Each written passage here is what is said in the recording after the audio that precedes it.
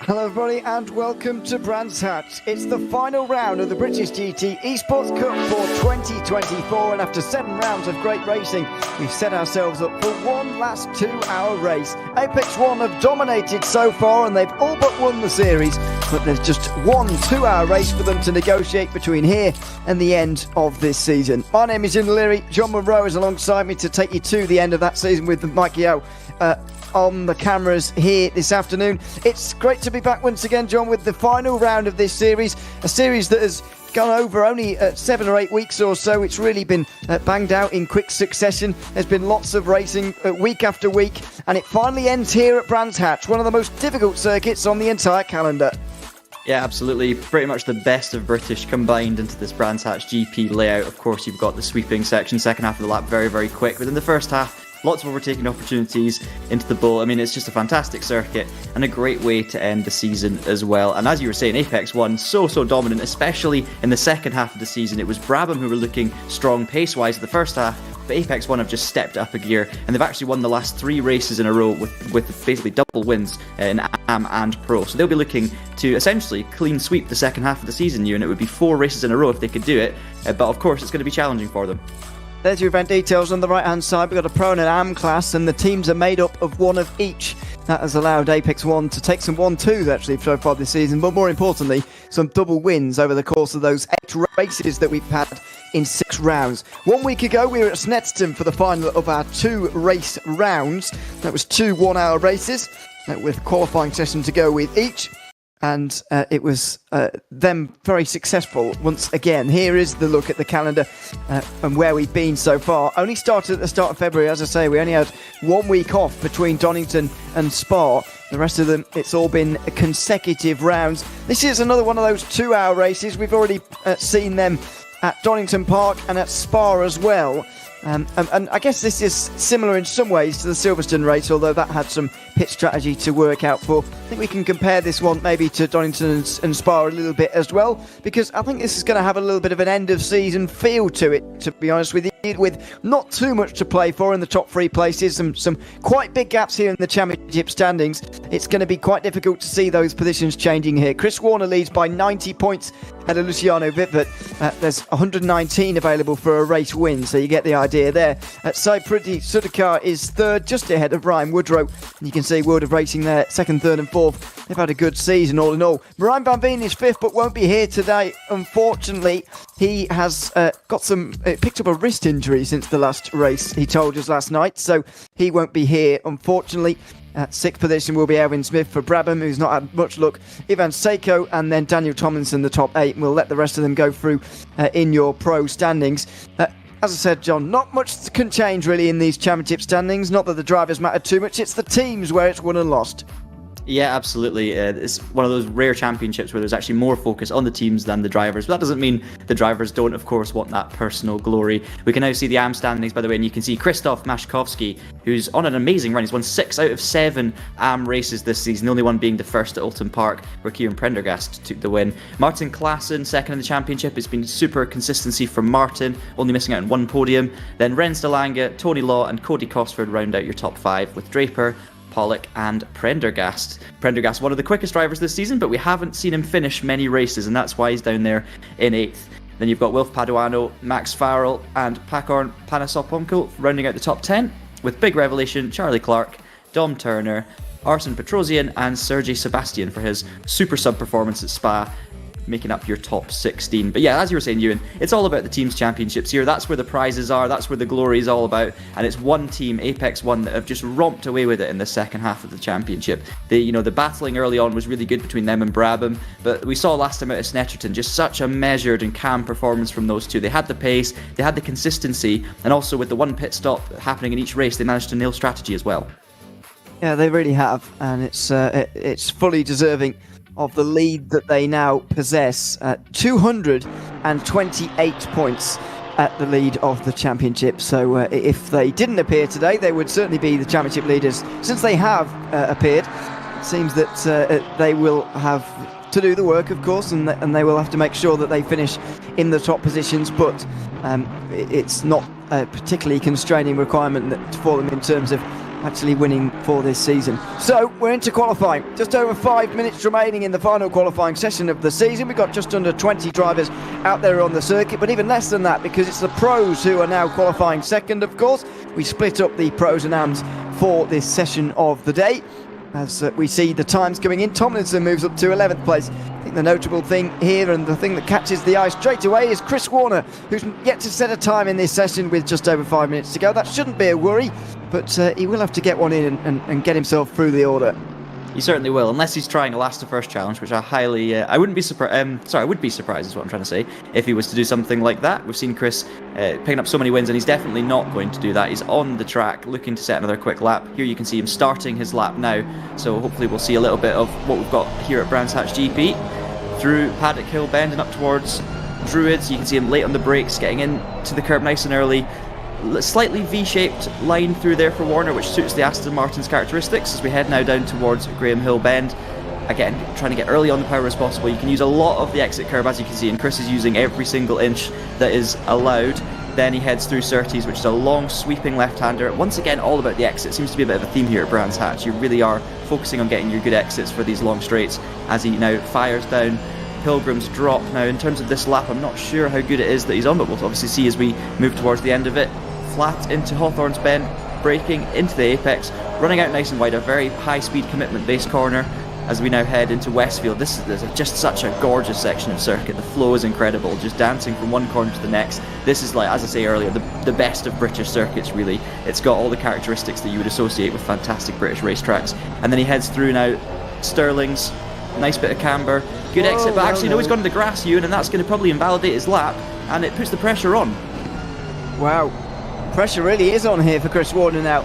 I'd imagine he has the fuel to go again here, but that's not good news, and this is not a good start for your day. That was through Stirling's, just through the left-hander there, running a little bit wide into the grass. He's slightly missed the apex there at Paddock Hill too. He'll run a bit wide again, near to the gravel.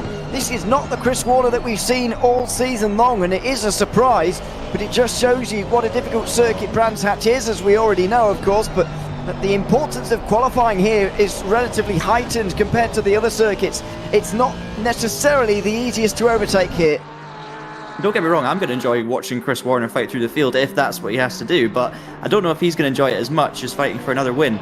Obviously it's a 2-hour race, so there's a bit of time to recover if you do have a bad qualifying, but with the pace of the field, the fact that we've got Kieran Prendergast back, Luciano Whitbett's been quick all season, it's going to be a very tough task.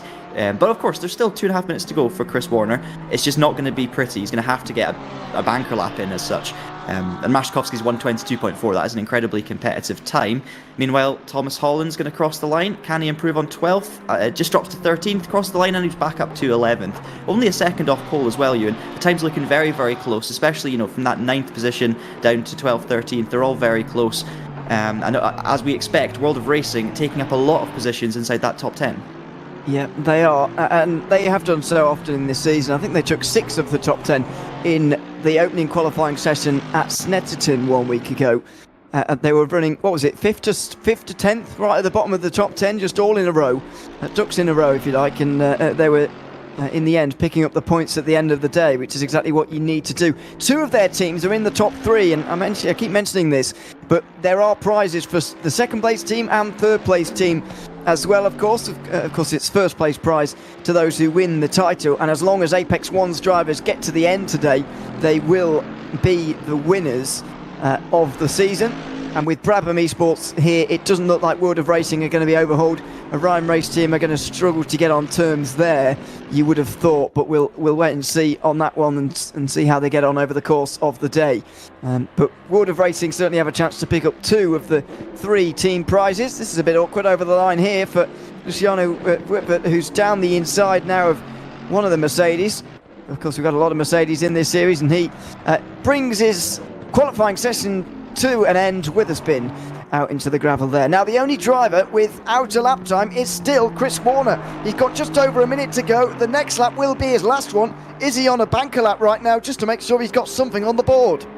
Yeah, this is pretty much super pole at this point for Chris Warner. He looks like, is he pulling into the pits? He is. So that's going to be it for Chris Warner. Wow. And his qualifying session is over. So I was joking about last to first, but that's what he's going to have to do if he's going to want to claim another victory here in the pro class, or overall, of course. But Maszkowski, we've seen throughout the season, they've got very, very similar pace. So I think it's going to be a tough one for Warner. I think Maszkowski's going to have to do it on his own. Of course, Kieran Prendergast doesn't have Elvin Smith with him today as well. So they're both going to be on their own. And there's a little bit of a kind of, I guess, a party atmosphere here. The final round of the season, a lot of the top positions in the standings have been decided, as we've discussed. There are still things to decide further down the grid, but in terms of fighting for the win, I think we're going to be in for a fun race because the pressure's off in many ways for these drivers.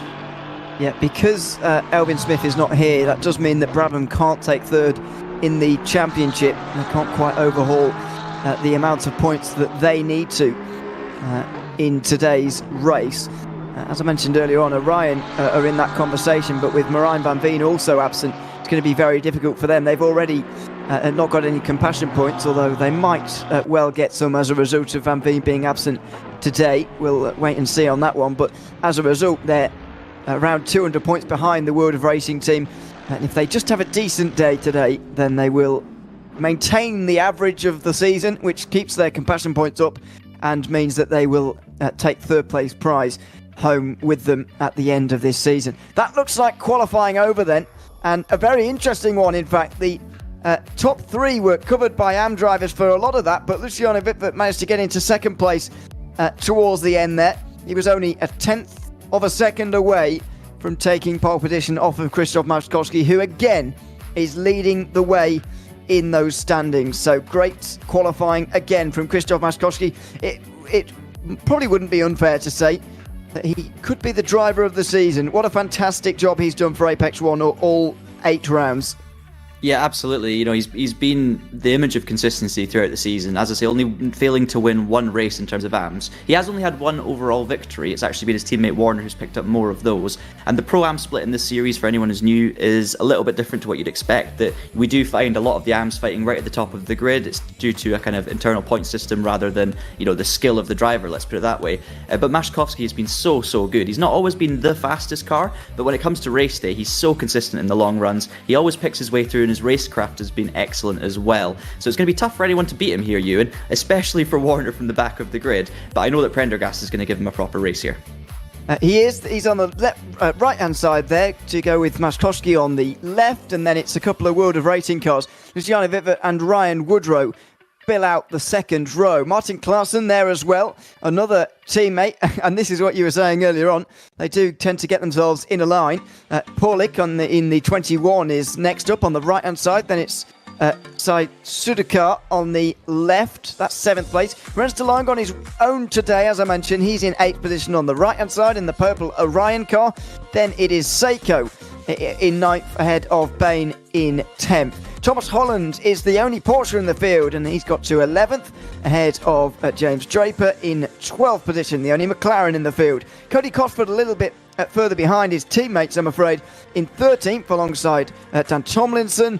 It is Ryan Davies in 15th ahead of Law Petrosian, Panasopenko and Warner to round out the 19 drivers on the grid. Now, we did have a few more starters. I'm referencing the last 2-hour race, of course, because this is the third of 3 in this season. We saw a lot of drivers out of the race by the end at Spa. A lot of big incidents as well. I'm hoping that we don't see quite the same attrition rate here today, because we've only got 19 to start with. And as I just saw there, possibly only 18. I just saw somebody disappear entirely from the grid. Yeah, they might still have time to get back on the grid, maybe making some late setup changes, but we're going to have to wait and see. But yeah, there's obviously one mandatory stop as well for these drivers to make. The pit window is in the middle of the race, so there's not a huge amount of flexibility in terms of strategy. It's not like the race we had at Silverstone with 3 mandatory stops and lots of different strategies going on there. So this one is going to be very much about 2 different stints, 2 long stints. How many moves can you make? Can you keep it clean? And as you say, yeah, we did see a lot of incidents at Spa. The racing was very good at the start. It then got a bit messy and the attrition rate went up, but then it calmed down towards the end of the race and we saw some more brilliant action. Although GP, it is harder to overtake than it is around Spa, so you might see a few more forced moves, you might see a few more mistake-based moves around here, maybe something more like we've seen at the likes of Donington in the past. So yeah, plenty to get excited about, but drivers are going to have to show some patience here. It is the last race of the season, so you're going to see fighting all through the field. We just want to see some clean fighting. Plenty to get excited about, but as you said earlier, a little bit less of pit strategy here than what we saw at Silverstone, which was, of course, the first race we did together in this series. There were 3 pit stops that day over the course of a 2.5-hour race, or 2 hours 24 minutes to be exactly precise, and that meant that there was a lot going on. There were people leaving 2 stops till very, very late indeed. There were people getting them out the way very early. Krzysztof Maskowski recovering from an early crash because of having to make so many pit stops throughout the day. So it's not quite going to be like that. As you can see on the left-hand side there, the orange box next to their numbers has a little 1 in, and that, as I'm sure many of you know, suggests 1 pit stop, mandatory pit stop that has to be made, and there's a window for it. I mean, not that there is much that you can do with fuel in a 2-hour race anyway. In a GT3, pretty much anywhere in sim racing, you'll want to do 1 hour to start off and then the second hour in its entirety as well, making that 1 pit stop exactly in the middle to slice this one into 2. But that does sort of take away something that what we've seen in the past in this season, unfortunately, which is, I guess, a little bit of a shame, but this is what British GT racing is like in real life. We see very often 2-hour races with a pit stop down the middle. Yeah, it's one thing I actually love about this series is just the variety. So not every race is the same. Usually when you race in a championship and the regulations are fairly consistent, you kind of develop a strategy and a plan, and you can basically stick to it every race. You can learn from the first race and apply the same thing to the next round. In this series though, every driver is kept on their toes at all times. You've got to work on new strategies. You know, how hard do I push? If it's a sprint race, if it's 1 hour, I've got to go harder than if it's 2.5 hours, for example. But the points have been the same depending on the round. It's not affected by the length of the race. So yeah, everything's been exciting because it's always having to be, you know, different strategies being thought about, and that's what I love about racing as well. I love the unpredictability of it all. It would just be interesting to see if we can see some more names towards the top here. You know, it's unlikely with Maskowski and Prendergast in the front row, but say those two get into a fight, something goes wrong, could we see a first win for a World of Racing car? Maybe another team. I mean, it's unlikely to be anyone else, to be honest. I think there's 5 World of Racing cars in a row once again behind these front two, so that's one thing I'm going to keep an eye on. I think they're going to be desperate to try and get a win under their belt, and definitely in the pro class with the likes of Whitfit, they've got a very good chance indeed.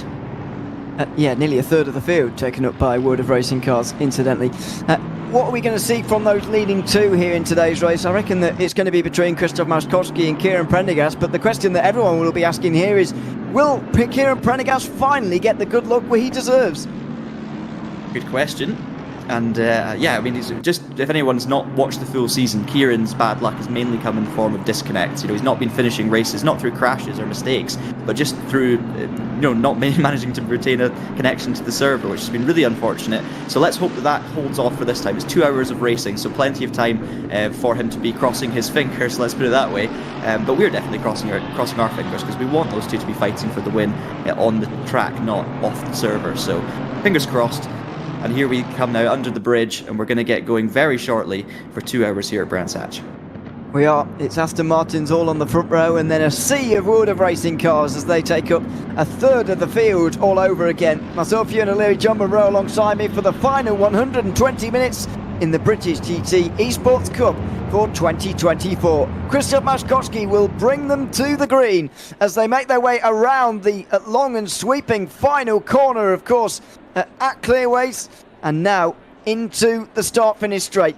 He can see the line. It's up to him as to when we go racing, and Krzysztof Maskowski will get the final round of the British GT Esports Cup underway in 2024. It's a good start from Kieran Prendergast, and immediately he goes for it round the outside at Paddock Hill Bend. He'll be going to turn 2 as well. It's another long way round here, I'm afraid, for the Breville Esports driver, but if he can stay there, he'll have the inside for 3. He does have his nose alongside still. Here he goes again down the inside now at the left-hander, and now does he take his chance? He certainly does. Off the road they both go. Maskowski flashes the lights in disgust, and here comes Luciano Wittmer down the inside right now of Krzysztof Maskowski, who's going to go from the lead to 3rd, is he? They're still going to be side by side. There's another rub on the exit of the corner. Meanwhile, Woodrow and Klaassen go side by side between the teammates, and Maskowski has to tuck into line. Not a good start for the pole sitter, but a great battle for the lead on this opening lap. Yeah, Whitfit got very, very close indeed there to actually taking the lead from 3rd place as the two in front made contact through Graham Hill. It looked like Prendergast just gave Maszkowski a little bit of a hip and shoulder to make sure that move was done. It's a narrow part of the circuit. It's difficult to go side by side through there, as Thomas Holland has issues in the one Porsche in the field, so that's not great for them. But yeah, I can understand Maszkowski's frustration. It's lap 1. They could probably get around there without contact, but it is tricky, and Prendergast at this moment holds on to the lead, but I think Maszkowski is going to be a man on a mission now, and obviously he's got Whitbit to think about as well.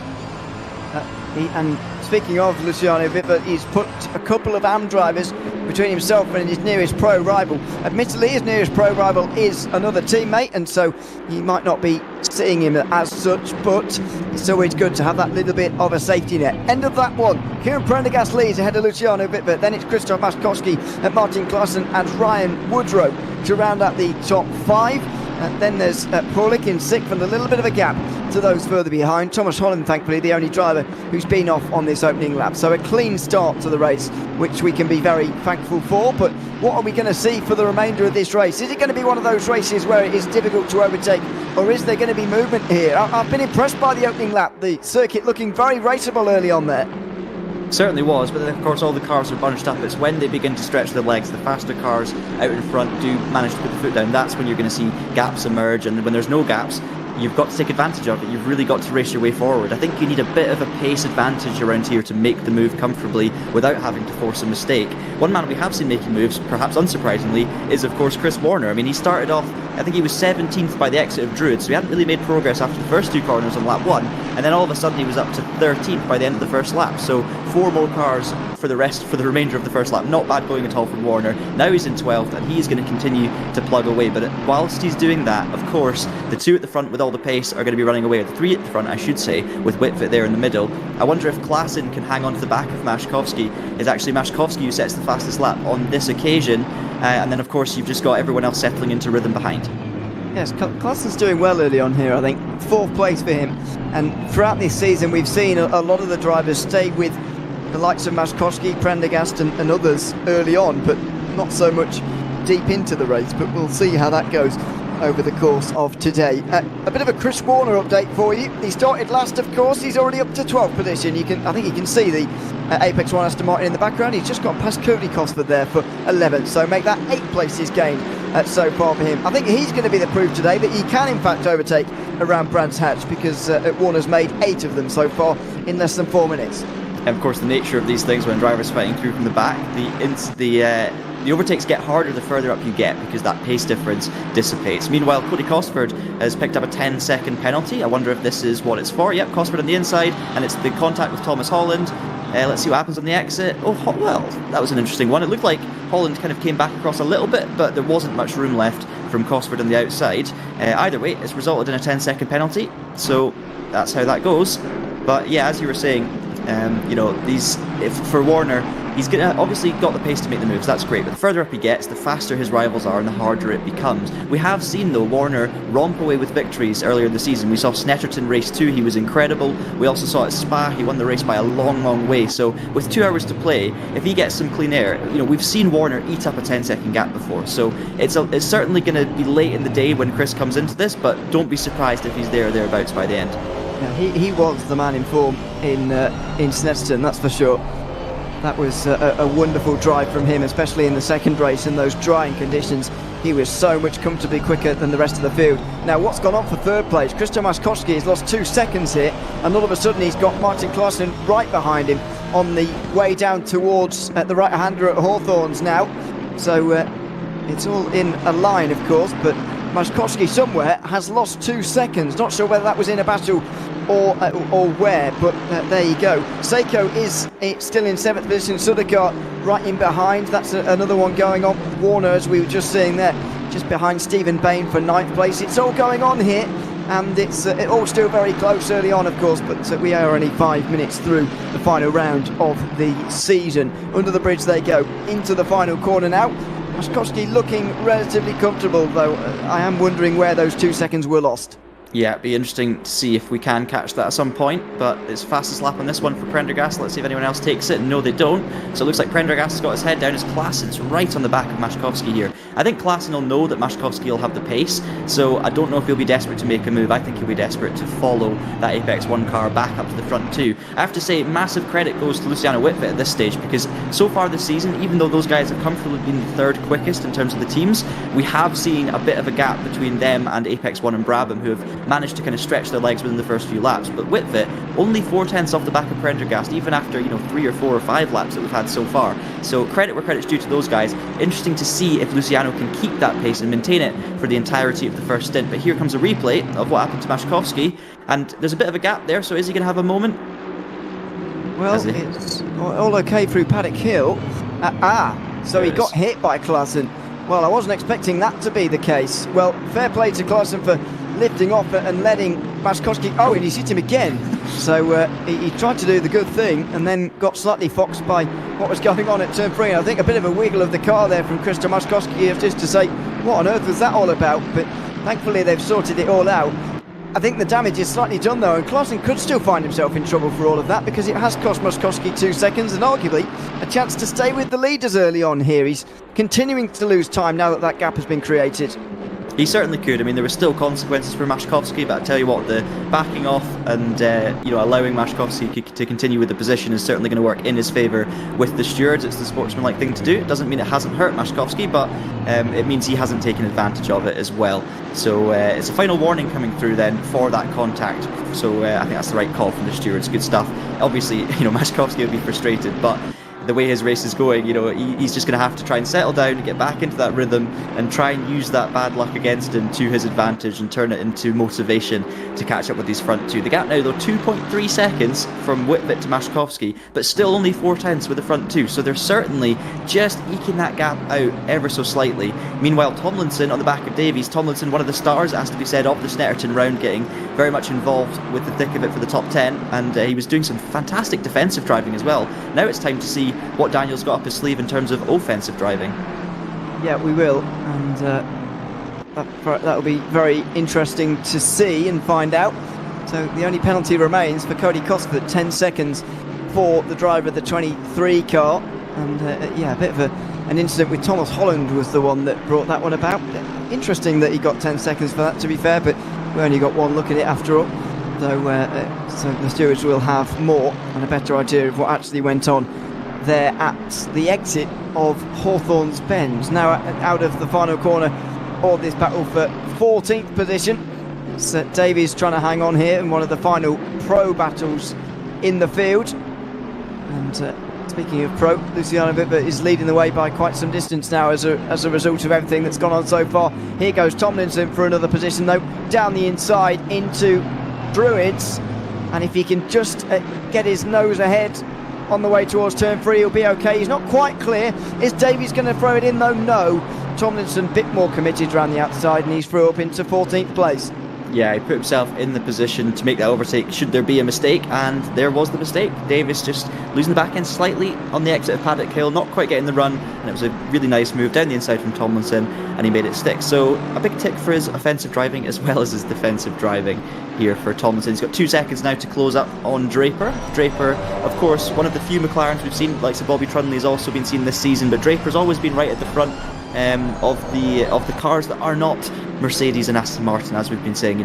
This championship has been dominated by those two manufacturers, and the McLaren's not had a very friendly BOP throughout the season, but he's been right involved in the thick of it in terms of that battle for just the fringes of the top 10, and it's Draper who's leading that particular series, as I'll call it at the moment, in P13. Of course that will become P12 when Cosford serves his 10-second penalty, but it's Chris Warner, by the way, up into 7th, fastest lap of the race. He's not far away, is he? I mean, he's 1.3 behind Pollock, then you've got 2 seconds up to Woodrow, and then it's basically the Maszkowski train, so he's not actually that far away from his own teammate's train at this stage. That is true, yeah, very true. So Chris Warner already making a real charge for this. Is he showing the same kind of pace that won him the second race at Snetterton by quite some distance in the end, even despite making a tyre change? I can't remember whether he said that was all part of the plan or whether that was sort of an enforced one there, but anyway. It was part of the plan. I think he deliberately took half a tank of fuel as well, so he went light on the fuel and and of course the tyre change, which was able to get him the pace. So it was planned, but we didn't expect it from him. It certainly made him have some moves to make during the race. Yeah, well remembered. I couldn't, so there we are. Chris Warner, just supreme 1 week ago. Can he do it again here today? 2.5 seconds is the gap now between second and third, and that's what I was saying earlier on about that battle, as Klaassen just has a big a big slide through the penultimate corner there. That's what I was saying earlier on. It's all well and good Klaassen letting Maśkowski go back ahead again and letting him have the position all over again, but it doesn't really matter if Maśkowski has lost the back of the two in front and now he can't keep pace with them because he's no longer with them. That sort of damage is already done in that respect, so I think he'll be a little bit disappointed about that, will Christoph, but we'll see.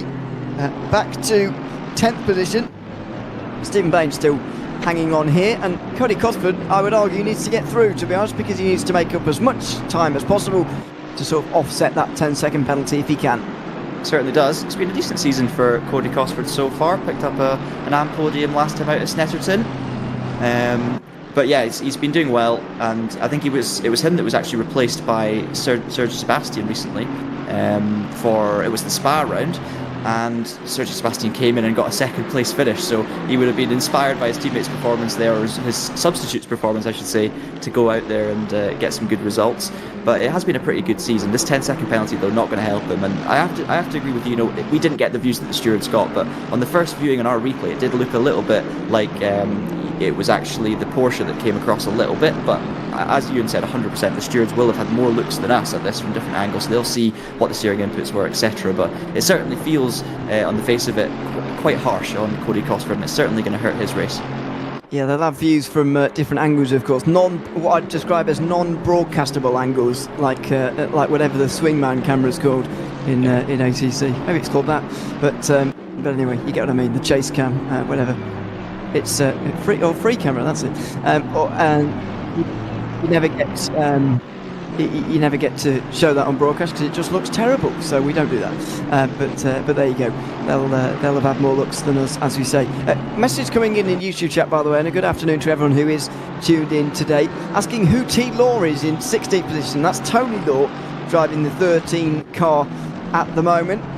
He's part of the ATTN2 Motorsport with DRS team in the BMW, and I bet you can guess, with the amount of BMWs in the field, who his teammate might be. Ryan Davies also in the field, just one position ahead in the 92 car. They're running all the way back here. It feels like to me, unless I've entirely forgotten what they looked like before, whether they've gone for sort of a gold tribute livery almost at the very end of the season.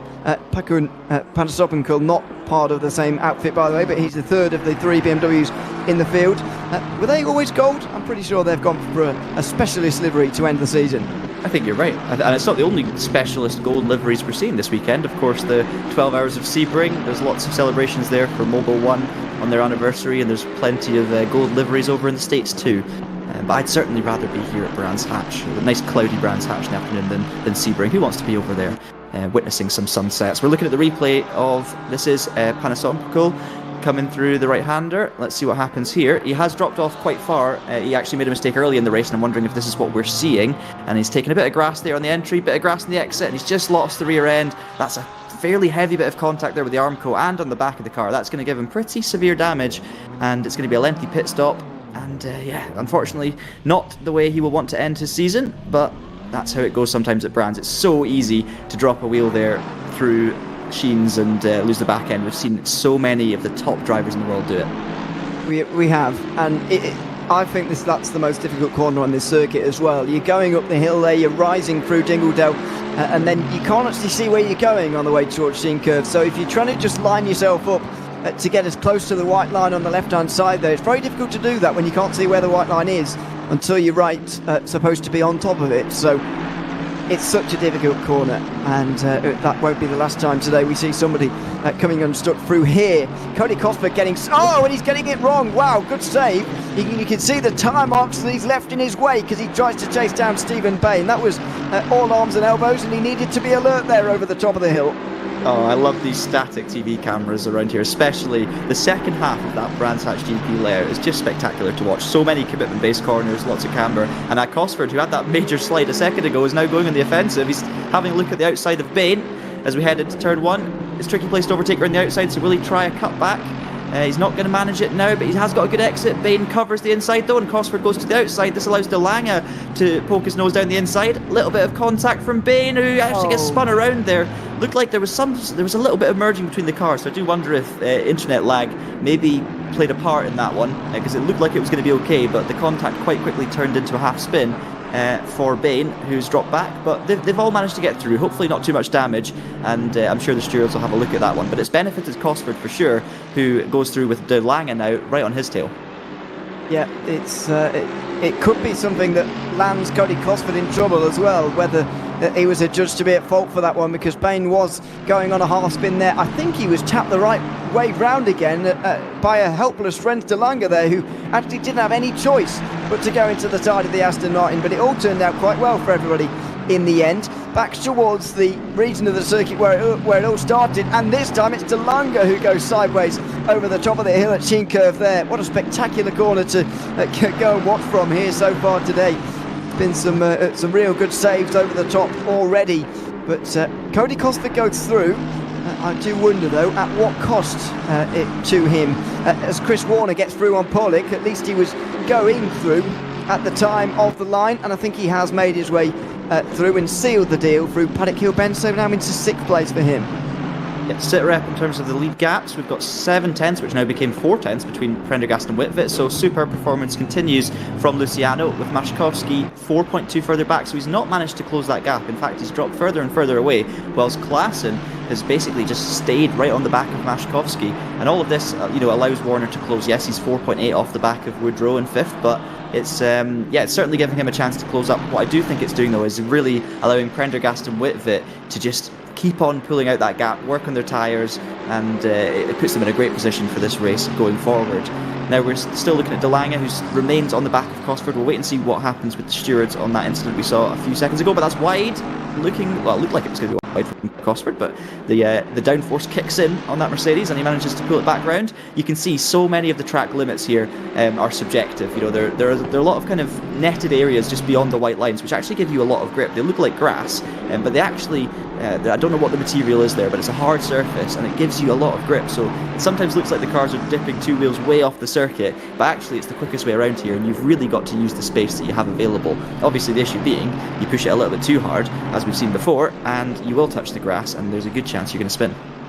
Yeah, so got to be careful, and that's one of the things at a lot of British circuits. Actually, I said this at Silverstone, that it's actually an outlier in terms of British circuits. Most of them still retain that character of having grass either sides of the white lines and making sure that you are really punished for mistakes. I mean, there's a bit of runoff there to the outside of Druids, but that doesn't do a whole lot, to be honest with you.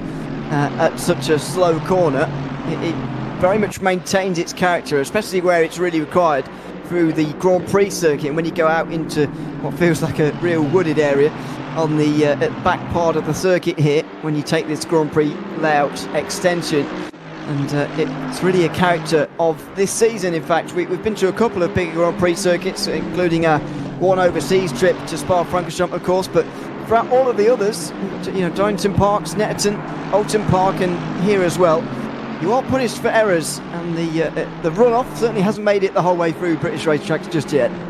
Yeah. It's a track that punishes errors and also punishes impatience, and you do get a lot of it around here. You get frustrated as a driver if you're just stuck behind a slower car. We saw Cosford, by the way, lighting up the rears once again out of Surtees, so his car is set up to be light at the rear, shall we say, and unfortunately for him, he's got another 10-second penalty added by the looks of it, because it's now up to 20 seconds on the right-hand side of the graphic on the left of your screen. So this race goes from bad to worse for the 23, not the way he wants to end the season.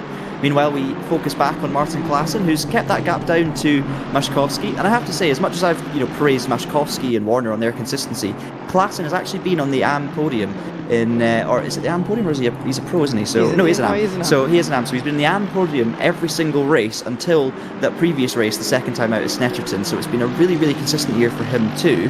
and he'll be hoping to put one over on Maszkowski. It looks like the world of racing cars really do have good pace this weekend.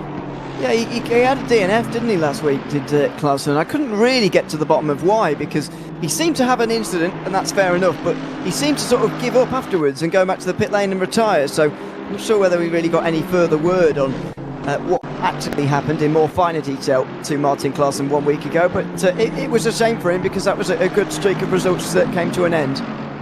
Yeah, absolutely, and he'll be hoping to finish the season off with another one. It would make it 7 out of 8 podium finishes in the class, which is nothing to be sniffed at in this sort of field. As we now jump to his teammate, Saipradvi Sudkar, who's had another one who's had a good season. He's always been in the middle of that world of racing bunch, it has to be said. I don't think he's necessarily put in any individual standout performances. Maybe the odd performance at likes of Silverstone, I think he was strong. I think Spa, he was very strong. He got second in Pro. But he's been there or thereabouts all season, never really too far, or if ever out of the top 10, it has to be said. And it looks like it's going to continue in a similar fashion today, just behind Seiko, one of the rare Mercedes that's not a world of racing car, who's also had a good season. I think he's in a new livery this weekend as well. I think I've seen him in a kind of black base livery before, but a nice white number on that Mercedes for this particular round, which is good. Yep, it is. So this is another one of those groups that has formed, really. We've got one from Krzysztof Maszkowski in third. We've obviously got the leaders who are together. We've got this one from 7th place involving Pulik, Seiko and Sudkar. Then we've got the one from Cody Cosford backwards. It did briefly include a few more as well, but they've suddenly dropped off the back. I think the battle between Stephen Bain and Cody Cosford really allowed some further behind to catch up, but that's come to an end now with the end of the battle that we were enjoying down there. So time to shift our focus elsewhere. Chris Warner now just 3 seconds off of that battle for third place. I wonder what's going to happen when he gets there. How much assistance is Krzysztof Maszkowski going to deal to his teammate if maybe they still believe it's a race that Chris Warner can still win? Quite possibly. It did cross my mind earlier whether Maszkowski would try and do something to hold up the pack. It would work if he was in first, but of course he's not. He's third, and he's dropping further and further away from the lead too. And it's not as if it's just pros ahead of him. He's got Prendergast out in front. So I doubt Maszkowski will be doing anything deliberately to hold up the strain and allow Warner to come in. I'm sure Maszkowski will be pushing on, and Warner just has more pace than him. And obviously the cars in behind Maszkowski are either the same pace as Maszkowski or slightly quicker and unable to make it past. I would suspect they're probably all quite similarly paced. As we see a slightly missed apex there from Claassen, you can see the effect, the time loss, just from being a touch too wide through Surtees, as we now enter this beautiful drop down Pilgrims, of course, and then so hard into Hawthorne's Bend. Full commitment, go for the apex, slightly missed once again from Claassen. Unfortunately, he's getting exposed here in his missed apex school. But yeah, this is a track, if you're a fan of British motorsport and you're a fan of this Esports Cup in the British GT, you need to get yourself down to the real thing. Head to the British GT round whenever it's at Brands Hatch, and I can guarantee you there are so many places around the circuit to watch some incredible racing. It's always a great event. Yes, somewhere I've never been, actually, Brands Hatch. I have been to British GT events more closer to where I used to live in Donington Park, but I didn't live in Donington Park, that sounds crazy, but nearer, you see what I mean? And yeah, never got down to Brands Hatch. It is the finale these days. We used to have the finale at Donington, but it is the finale this season anyway, at the end of September. So if you're around, you fancy a 2-hour race exactly like this one, then you can get yourself down there. This is from the back of Krzysztof Maszkowski in the Aston Martin, the second place of the Aston Martin, second place of the AM drivers. Now we've got a penalty have come through as well here for Cody Cosford, as it's all kicked off there for ninth all over again. Sudakar's come into the pit lane, and so everybody's been promoted positions, but Rens de Lange was under pressure from Stephen Payne there, but they'll be even more secure in the non-airs now. They'll get past Cody Cosford because another 10 seconds has been added, and it's insult to injury now for the 23 driver. I would say though, is that just the second penalty coming through that we're just getting confirmation of, because that's for the contact with Bain. So that is just confirmation there of the 20-second penalty in total for Cosford. But this is some great stuff happening now between Cosford and de Lange, and of course the man that was impacted by that incident with Stephen Bain in the owned car as they head side by side through Hawthorne. This is only going to end one way, and there's a bit of a hip and shoulder once again from Cosford. De Lange loses out, dropping back position, and there goes Bain. And let's see if Stephen's going to try anything back on Cody Cosford. They know they're going to get this move done eventually, because when the pit stops come, Cosford will drop back. But if they feel like he's holding them up, they're going to be desperate to try and get through. He's not going to get in any more trouble for that, is he? Surely. I mean, I could do. I mean, it was a tricky one. Again, a really difficult place to go side by side. And Cosford's, is he going to go for a move there, Bain? No, he's not. But yeah, Cosford had the inside line. It was essentially his corner in a way, but at the same time, DeLange had earned the space on the outside, and he was fully alongside. So you have to leave a little bit of room. That being said, it's such a tricky corner. You're already committed by the time you get to the middle of the corner. It's very hard to avoid something like a shoulder-to-shoulder contact. So you could argue that if DeLange was being sensible, he would have backed out and tried to kind of cut back. So it's just, again, one for the stewards to debate over. It really is. Dear me. Well, I personally think Cosford on that occasion gave enough room, really, to the outside at Hawthorns. It's always difficult to go side by side through there. Anyway, this is where it all started, by the way, just as they were getting off the Indy layout, down the inside there from Rens de Lange, which is all well and good, but just leave you on the outside for the next right-hander, and that's where you can land yourself into trouble. Bain not falling into that trap on this occasion. By the way, they have moved up to ninth. As I mentioned, Sudakar has been into the pit lane, and he's only just re-emerged. Not sure what happened to him, but there must have been some sort of repair enforced there, because he's a good lap and a half down now, probably more.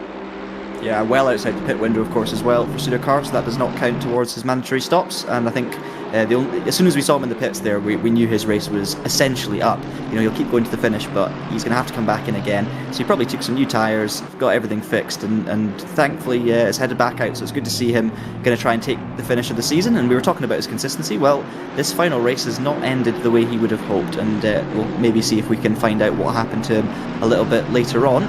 One man who's had a fairly quiet race we're now watching, Ryan Woodrow. Quiet in the sense that we haven't seen him on screen too often, but he has been, he was behind Klassen, and just now we've seen the update of the timing screen, and of course you can see it with your eyes. He is now ahead of Martin Klassen, so a switch of positions there for the two World of Racing cars must have happened in the first half of that lap, so it'll be interesting to see what happened there. Meanwhile, both of them have actually dropped back from Maszkowski, which maybe suggests it was a slight mistake from Klassen in the first place, but again, I'm sure we'll find out. Well, maybe, but we could also be seeing a bit of oh dear, this is what happened to Sudakar. Oh my goodness, that's a hit onto the wall. So he's just got it wrong on the exit of Sheen Curve, and instead of going into the wall like we saw with Panasopinkel earlier on, he's tried to gather it up, but there's just not the space to do it, especially when you're in the grass, and so goes straight on into the wall. That's where all the damage repair will have come from. But with regards to these two, I wonder whether maybe they've exchanged places just to protect Ryan Woodrow's position, because if you note here that Woodrow and Warner are in the same class, they're both pro drivers, so if they want to keep him ahead, Ryan Woodrow, they would like to give him that safety buffer. I mean, we'll get our answers a little bit more whether that theory's got any truth to it or not when Chris Warner actually gets there. If Klassen is defending wildly, then I guess we do have our answer. But other than that, it could have just been a very simple mistake that we might find the answer to now. Does Klassen end up off the road, or does he end up just giving over the place? I reckon there's an exchange of positions here. Yeah, absolutely. Wow. I wonder if he maybe just thought, because I totally understand your theory, but my thinking would be, with an hour and a half to go, Warner's going to have plenty of opportunity. I don't think, if it was 10 minutes, 15 minutes to go, I could understand you putting a buffer there. But with an hour and a half to go, there's so much that could still happen. There's still a pit stop cycle. Warner could try and undercut and overcut. It seems a bit early to try and defend for a final position as such. I wonder though if maybe Woodrow felt like he had more pace than Klassen, something like that. But again, we'll see if we can speak to one of these World of Racing drivers later. We'll find out. But certainly an interesting one there, and no mistake for sure. Here is Rens de Lange again. He's on the back of Stephen Bain, who's now giving a bit of room to Cody Cosford. I don't think by design, but that's what's happening here. Cosford has finally found some more speed, and Bain can't quite live with it. Rens de Lange probably could have done if he was there, but he went wide through Hawthorns, of course, and now finds himself looking to overtake Stephen Bain all over again. Now into the slipstream and into the final corner. For the two of them, fighting for the final spot inside the top 10 here at the final round of the season. Still 90 minutes remaining at Brands Hatch. It's Stephen Bain who will go over the line first with a slightly defensive line, but it doesn't matter because you'll get yourself back to the racing line for the turn in anyway. Down the hill, Rens de Lange. Well, I thought he was going to get the run, but he was a bit over ambitious there and ends up in the gravel. He got the run, just picked the wrong place to use that run. I think not wanting to go through the gravel. They're so easily done on Paddock Hill. It's one of these corners where as soon as you touch the brake pedal heading in, you essentially have already made, you've already put in your input. There's nothing you can really do about it. From the moment you hit your brake pedal to the moment you get to the apex and reach the exit, you're already fully committed to the corner. You can't change anything halfway through. So obviously you went in a little bit hot, couldn't quite get it kept on the black stuff, and away he went. But he hasn't lost much time, it has to be said. There's Warner now right on the back of Klassen, so let's see if Klassen does try and do a defensive number on the championship leader. In, of course, the pro category, we've now got 3 pros in the top 6 and 3 AMs, and actually, if you look at it, it's beautiful formation all the way down to, actually, for the whole field. It's pro-am, pro-am, pro-am all the way, or starting with AM, so there's a nice little Easter egg for you. Oh, Chris Warner getting very wide there, but yeah, if you like your symmetry, well, not symmetry, what's it called? Patterns? Maybe? Uniformness. I mean, you could tell that I did because of how excited I got. I missed Warner making a mistake. It was that exciting. It is quite exciting, to be honest with you. I don't disagree. But Chris Warner's going to ruin it, I feel, in a couple of moments' time. You're not wrong. Klassen is under pressure. I think he's not doing anything wrong, Martin Klassen. But what can you do when Chris Warner's right behind you like this? Well, we're going to find out what Klassen can try and do, but it's I think you're right. There's kind of an air of inevitability about it. I mean, saying that, Klassen's clearly had pretty decent pace around here. Warner, we can see, is quicker, and he's closed that gap quickly. But around Brands, as I was saying earlier, you do kind of need to force a mistake. It's very difficult to just send one down the inside. You need to get the driver in front, going defensive, as Warner's already managing by the looks of it. Force him to, compromise their exit and then do a little bit of a switch back, or just make a mistake out in the grass. So let's see what Warner's tactics are here. They've already lost a lot of time, though, to the cars in front. Woodrow's a second clear now of Klassen. Warner has a little peek heading into the last corner, but no can do there. He's going to focus on his exit now, and let's see him set up a move here through the next 2 or 3 corners. Here we go. Chris Warner should find his way through in the next couple of moments. I think Martin Klassen almost resigned to the fact he left the door open down the inside there, and Warner's got it all wrong at turn 1 again for the second lap in a row. He was exceedingly wide 1 lap ago. Not quite as wide this time, but not great either. Now he'll head to the inside, but that's mostly down to a Klassen mistake, and you can start to see the two of them maybe focusing on each other a little bit too much. The gap has grown to 1.5 seconds. Now Klassen defends. I think this has all been a sort of a play to try and keep Ryan Woodrow in 4th position, but more importantly in 2nd in pro, because Chris Warner is a pro driver looking for these pro positions. Klassen's not even one of them, but he's looking to help out his teammate the best he can. Outside line at Hawthorns would be special, and he can't do it. Well, Klassen wasn't going to give him much room even if he did try, and that could land him in some trouble on another day, but this time Chris Warner has to wait for the next chance. Yeah, it's so difficult around there. If you try and make a move around the outside, you do need to be fairly far ahead by the time you get to the corner, because the nature of the corner makes it incredibly difficult to successfully pull off a move, as the car in the front is always going to understeer a little bit towards the left hand side of the circuit on the exit. But it's not the first time we've seen a hip and shoulder through that corner. We didn't see a penalty for Cosford as of yet, at least, so it'd be interesting to see if the same decision's made. We do now see a penalty for Rens de Lange being added as well, which I'm sure we'll hear more about shortly. But Warner not making the move on that occasion. The gap has now increased even more, Ewan, 2.5 seconds between Klassen and Woodrow, who remains on the back of Maszkowski. I've also been keeping an eye on the lead battle, and it's been changing slightly. We've seen that gap for Whitvet go up to 1 second from Prendergast, but he's always managed to close back in. So it's certainly fully up for grabs. There is Panasoponko, who has been lapped and has unfortunately found himself facing the wrong way yet again. Speaking of which, by the way, Rens de Lange and Stephen Bain have clearly been into contact somewhere, because de Lange's got 10 seconds worth of a penalty for it. Now, what was that all about? I wonder. I'm not entirely sure whether maybe we've already seen it, or whether that is something that's happened very recently, but there is a 3-second gap there and a 10-second time penalty now to the Orion driver. So we'll see if we can see that again in a few moments' time. These are the leaders. Kieran Prendergast has not had to defend so far, but he has had Luciano Whitford right behind him the entire time. This is Panasoponko through turn 3. Just gets that slide and overcorrects and into the wall for the second time today. Yeah, he's struggling with the rear on that BMW on corner exit. full credit to him for continuing to plough on though, and hopefully he can get that damage repaired.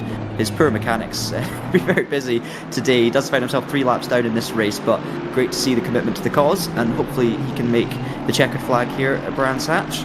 But yeah, as you say, we've not really seen, I guess Prendergast hasn't been forced into defensive driving yet because Whitford's just not quite that close. But Whitford doesn't want to get Prendergast defending at this point. It's a long race. He's going to try and take advantage during the pit stops. Meanwhile, this is the incident between De Lange and Bain. So De Lange goes for a move on the inside. Yeah, he was trying to be quite aggressive on the inside, misjudged it somewhat, and it's resulted in a spin for Bain and 2 positions for Tomlinson, and of course position there for Draper as well. I think De Lange might have been slowing down there to allow Bain to catch up. I think it was just a mistake more than anything, going a little bit deep into Surtees and misjudging the distance between the two. Not really sure. I think De Lange was all flustered and disorientated a little bit by that incident, and so one of those incidents where the wheel is sort of ripped out of your hands and actually you don't really have control of it anymore. One of those moments where you accidentally put the wipers on or something. Yeah.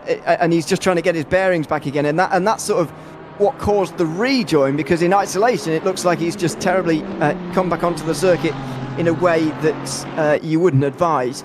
But I think he's just trying to grab the wheel again, trying to get himself back going again. And of course he will have been in about 3rd gear, and trying to get going from almost a standing start there in 3rd is never particularly ideal. So just to get back up to speed took him a couple of moments time. But I don't think the penalty was unjust there for De Lange. He was edging down the inside, but was the one who instigated the contact, and has, in fairness, gained a position on Stephen Bain as a result, even if he did lose to Tomlinson and Draper in the aftermath. Yeah, it was certainly half-hearted, because you always knew what was going to happen there. You knew that the Aston was going to come back to the inside and try and get through, or try and make a good exit, I should say, of Surtees. So yeah, De Lange just not quite sure what the thinking was there, but either way, he's got it wrong, and he's paid the price in more ways than one. Meanwhile, stop go 30 as well for Panasonic. So it's his race goes from bad to worse, unfortunately. And De Lange is now obviously in a bad way as well. He's going to have damage. Bain might have damage from that one too, but they're still comfortably ahead of Davies and Law in the 2 BMWs. And it's been good for James Draper, I should say, in the 16 McLaren. He's been picking up the positions from others' mistakes. Now finds himself 11th on the cusp of the top 10. He's not far off Tomlinson. Cosford's got a 20-second penalty, so it's looking good for the McLaren driver. Here's Chris Warner making quite hard work of this overtake now on Martin Klaassen. We're almost a third of the way through the race now, nearly 40 minutes into this one, the final round of the British GT Esports Cup for 2024, and Chris Warner, one of the drivers of the season, certainly on the winning team, is struggling to find its way through on Martin Klaassen. Can he get down the inside here? No will be the answer again. He'll just be looking a little bit wider through the early part of Druids, pulling back for a late apex, now run down the hill into turn 3. Trying to stay as close as he can through here, but it's a good line and a good run from Klaassen through there on this occasion. Not far enough back for a dive, is he? Well, he's gone for it. Goodness me, that was close. Klaassen gave him the benefit of the doubt there, and just half a car width maybe down the inside. Warren didn't quite get on the power in the way that he hoped to, and so struggled to get alongside down this next straight. But has he been given the inside here? No, not quite. He's not close enough. Martin Klaassen hangs on again, although Warner's very good through Hawthorns. He looks down the inside again. Still can't do it now in this battle for 5th.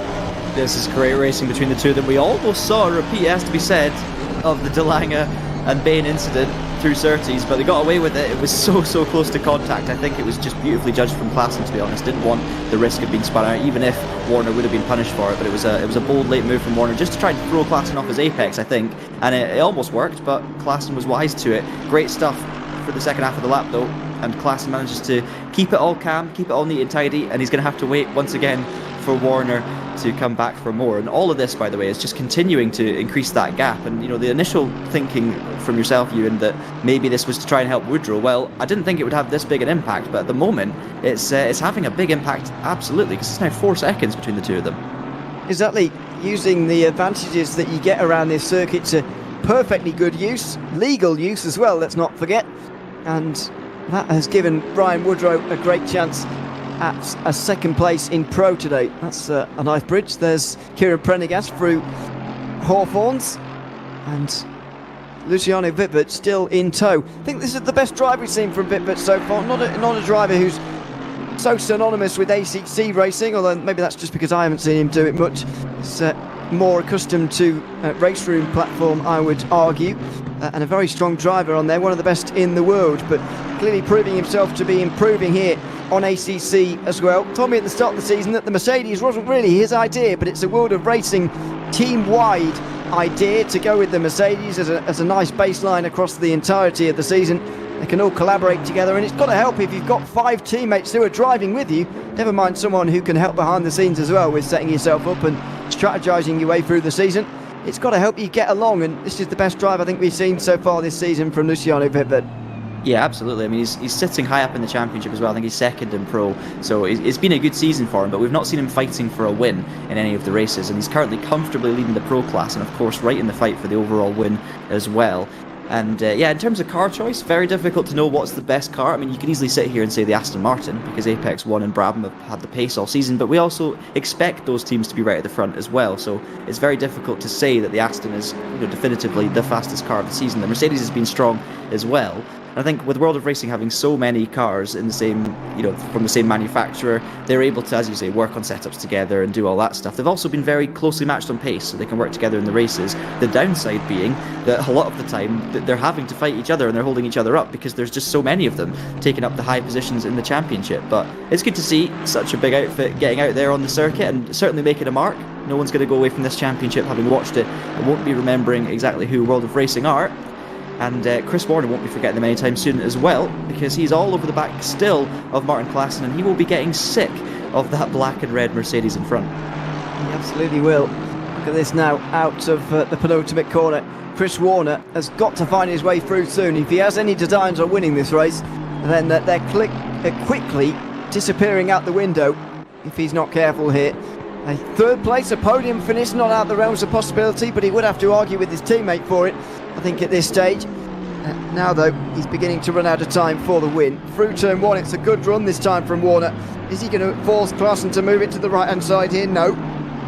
Once again, he can't find his way through on the brakes. Klaassen just misses the apex slightly there, opens the door slightly, but there's no way through for Warner now. He'll stay as close as possible now round turn 3. And he had a good dive at 4 a couple of laps ago. He's not going to do that again, though. Didn't work for him first time. Doesn't even attempt to make it work this time around. Is the exit good enough? He is very, very close. Crouching behind that wide Mercedes as best he can in the Aston Martin behind. He has a look. He can't go through. He's discovering the difficulties of overtaking at this venue. He certainly is, but Warner's got the pace of the second half of the lap. We've seen it before. He carries the speed through these high-speed sections, and I mean, Klaassen is just able to hold on the apex, though. He's able to be consistent, and that's all you need to do. As long as he doesn't make a big mistake, as long as he doesn't miss his apexes, then we're okay, and it just continues to cost Warner time. I also think, we've been talking, I guess, about how he's defending Woodrow. I think it's maybe a wider thing here. I think what Klaassen's doing is protecting Whitvet. Whitvet's leading the pro class here. And that gap is just getting bigger and bigger and bigger. And of course, Whitvet is not only the teammates in terms of World of Racing, but they're also scoring points for the same team in the championship. As finally we see Warner making the move down the inside. The gap was open, but I tell you what, Klaassen cuts him off wonderfully there, and there's nothing Warner can do about that. It's just dirty air over the front of the car. He loses time. It's continuing to work for Klaassen. That was high risk stuff, because even if there's a small amount of contact, he is spinning wildly into the gravel at turn 1, and there's nothing that he can do about it anymore. That was very, very brave from Klaassen to defend, and to be honest, I'm not sure why he opened the door in the first place to Chris Warner there, because you could see what was going to happen.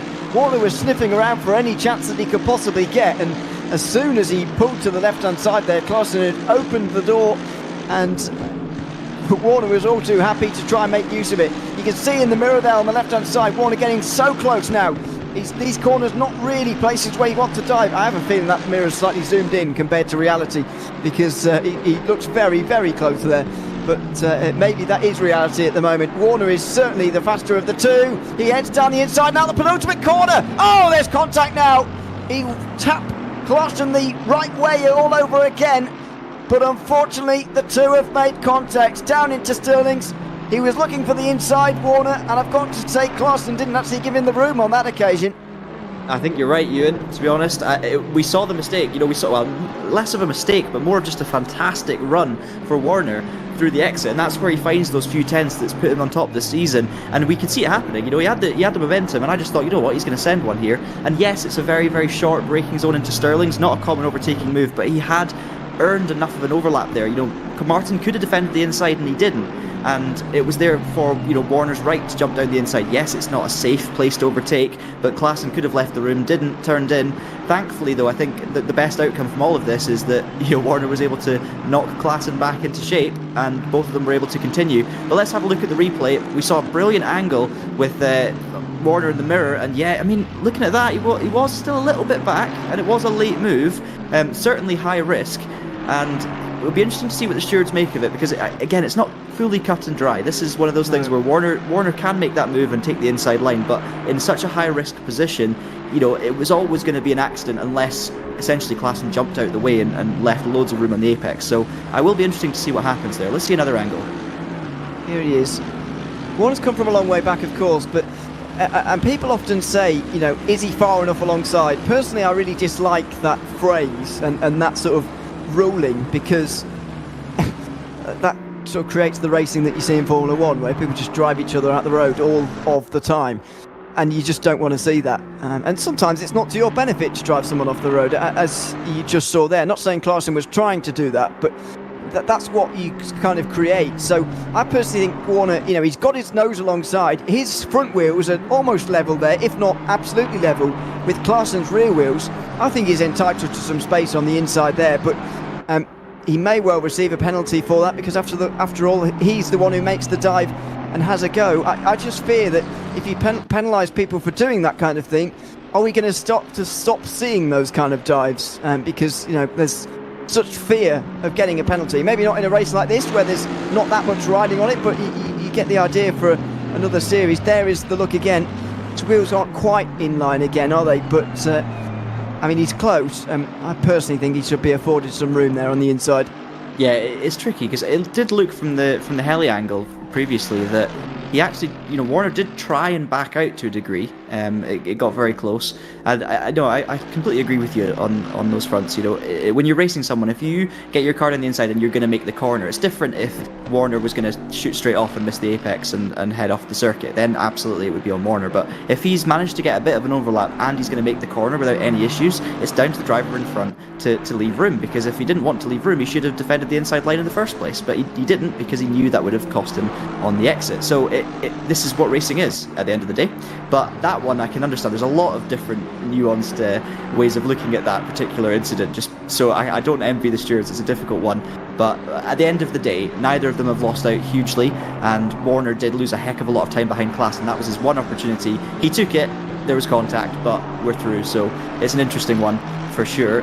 But yeah, we like to see exciting racing, don't we, Ewan? And they will continue to do that, I'm sure, although Klaassen now, I think we'll see him drop well behind Warner based on the speed that we saw from Warner earlier in this race. And next up is Ryan Woodrow. Yeah, I think it's worth noting as well, isn't it, that just compare the length of time the stewards are taking over this one compared to the Cody Cosford one earlier. It was with Bain at the second corner, where he was given a penalty very quickly for that one, because there wasn't much to be decided.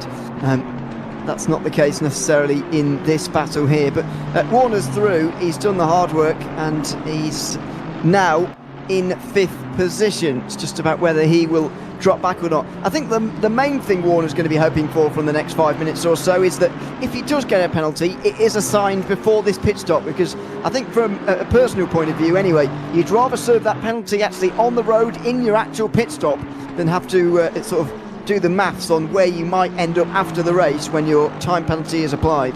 I'm not fully convinced on all occasions that's true, because if I was a driver and I had clean air, I would rather and I had the pace, I would rather have the clean air to just do those laps. I'd rather not get put behind someone else and then lose more than 5 seconds because I'm now having to repass someone. I don't think in this situation that's the case. I think you're right. I think Warner will want to get rid of it early, because he's probably going to pull a 5-second gap on Klaassen by the time they make it to the pit stops. But in general, I think there's subtle differences. Certainly for us watching as broadcasters and commentators, and for you at home, we'd rather see the penalties served under the pit stops, because no one likes a race finishing with those red boxes there and trying to do calculations. You're absolutely right. This man, Luciano Whitvet, though, is in such a good position here to take a pro win, his first pro win of the season, maybe even an overall win. We've seen Prendergast losing time as we see their final warning for the number 3 car with contact with the 20. To be honest, I completely understand that decision. I think it maybe wasn't bad enough to warrant a penalty, but it certainly was, a bit of a bold one, to say the least, from Warner. So I think a warning for that is probably the correct decision. So well done to the stewards on that one. But yeah, Whitfit's certainly going to be trying to take advantage of this pit stop cycle to get past Prendergast. Yeah, I certainly agree with that ruling. I'm not sure Martin Klaassen will, but that's the way that it goes, and that's the life of a steward, of course. Upsetting half of the grid while pleasing the other half, as it generally goes, or any sort of incident. They're very much embedded in traffic now, by the way, the leaders. It's one of the BMWs up ahead. Tony Law in 15th position. As Rens de Lange, I think, has found himself off the road somewhere, has he? Or maybe. I saw somebody dropping down the order in that region of the field. I think it was de Lange who maybe dropped back. Can't be sure, though. We're on board, though, with this leading battle. We're only a few minutes away from the pit stops, and it could be, don't want to be overly dramatic, of course, because we've seen plenty of racing so far at Brands Hatch, plenty of side-by-side, and actually a fair amount of overtaking opportunity too. But is this next 10, 13 minutes or so, when the pit window really opens in just over 3.5 minutes' time, is this where the race is going to be won and lost? It could very well be. You're certainly not wrong. I mean, we've seen a lot of battles and a lot of good racing, but have we seen many easy, clean moves? Not so much. We've seen incidents and changes of positions, but it's very, very difficult to make the move stick. So, if people are so closely matched, like we can assume that Prendergast and Whitvet are based on this, I think this could be absolutely crucial. If Whitvet can have the lead, then Prendergast's going to have to do all the work to try and make it through. And Whitvet's clearly got the consistency as well as the speed. I tell you what could also make a difference, though, Ewan, back markers, and that's what we're seeing right now. So will these gold adorning BMWs get out the way? At the moment, they're not needing to do so, but of course, with the rules, you just have to not get in the way. You're allowed to, you don't have to lift off and let them go. I thought it was going to be a look there from Whitvet, very close. Yeah, the blue flags, you don't have to jump out the way, but you do have to not fight the leaders, of course, for position. But that one there, Ewan, almost resulted in an opportunity for Whitvet. Well defended, though, from Prendergast, who saw the problem coming before it happened. Yeah, and I think if they weren't going to be 3 wide forcing the issue down the inside there, then Whitvet might have been sort of encouraged to use that opportunity, because how many more is he actually going to get over the course of this race? Well, maybe not many. And of course the looming pit stops as well means that he is slightly disencouraged to make a move, but we'll see. As I said earlier, this has been one of the most impressive hours of driving from Luciano Whitvet all season long, keeping in such close touch with Kieran Prendergast, and I'm hoping that we get to see an entire race of Prendergast, because we've so often this season seen him disconnect from the race, have problems over the course of it, and fall out of contention as a result. In fact, Brabham Esports aren't even going to finish in the top 3 in the championship as things stand, so it's going to be particularly painful for them, I'm afraid. Into Druids they go. Just a minute and a half to go until the next pit stop phase, so not at the end of this one, but the end of the next. They've got the opportunity to come in and try and find some clean air around here, but it's going to be difficult to achieve.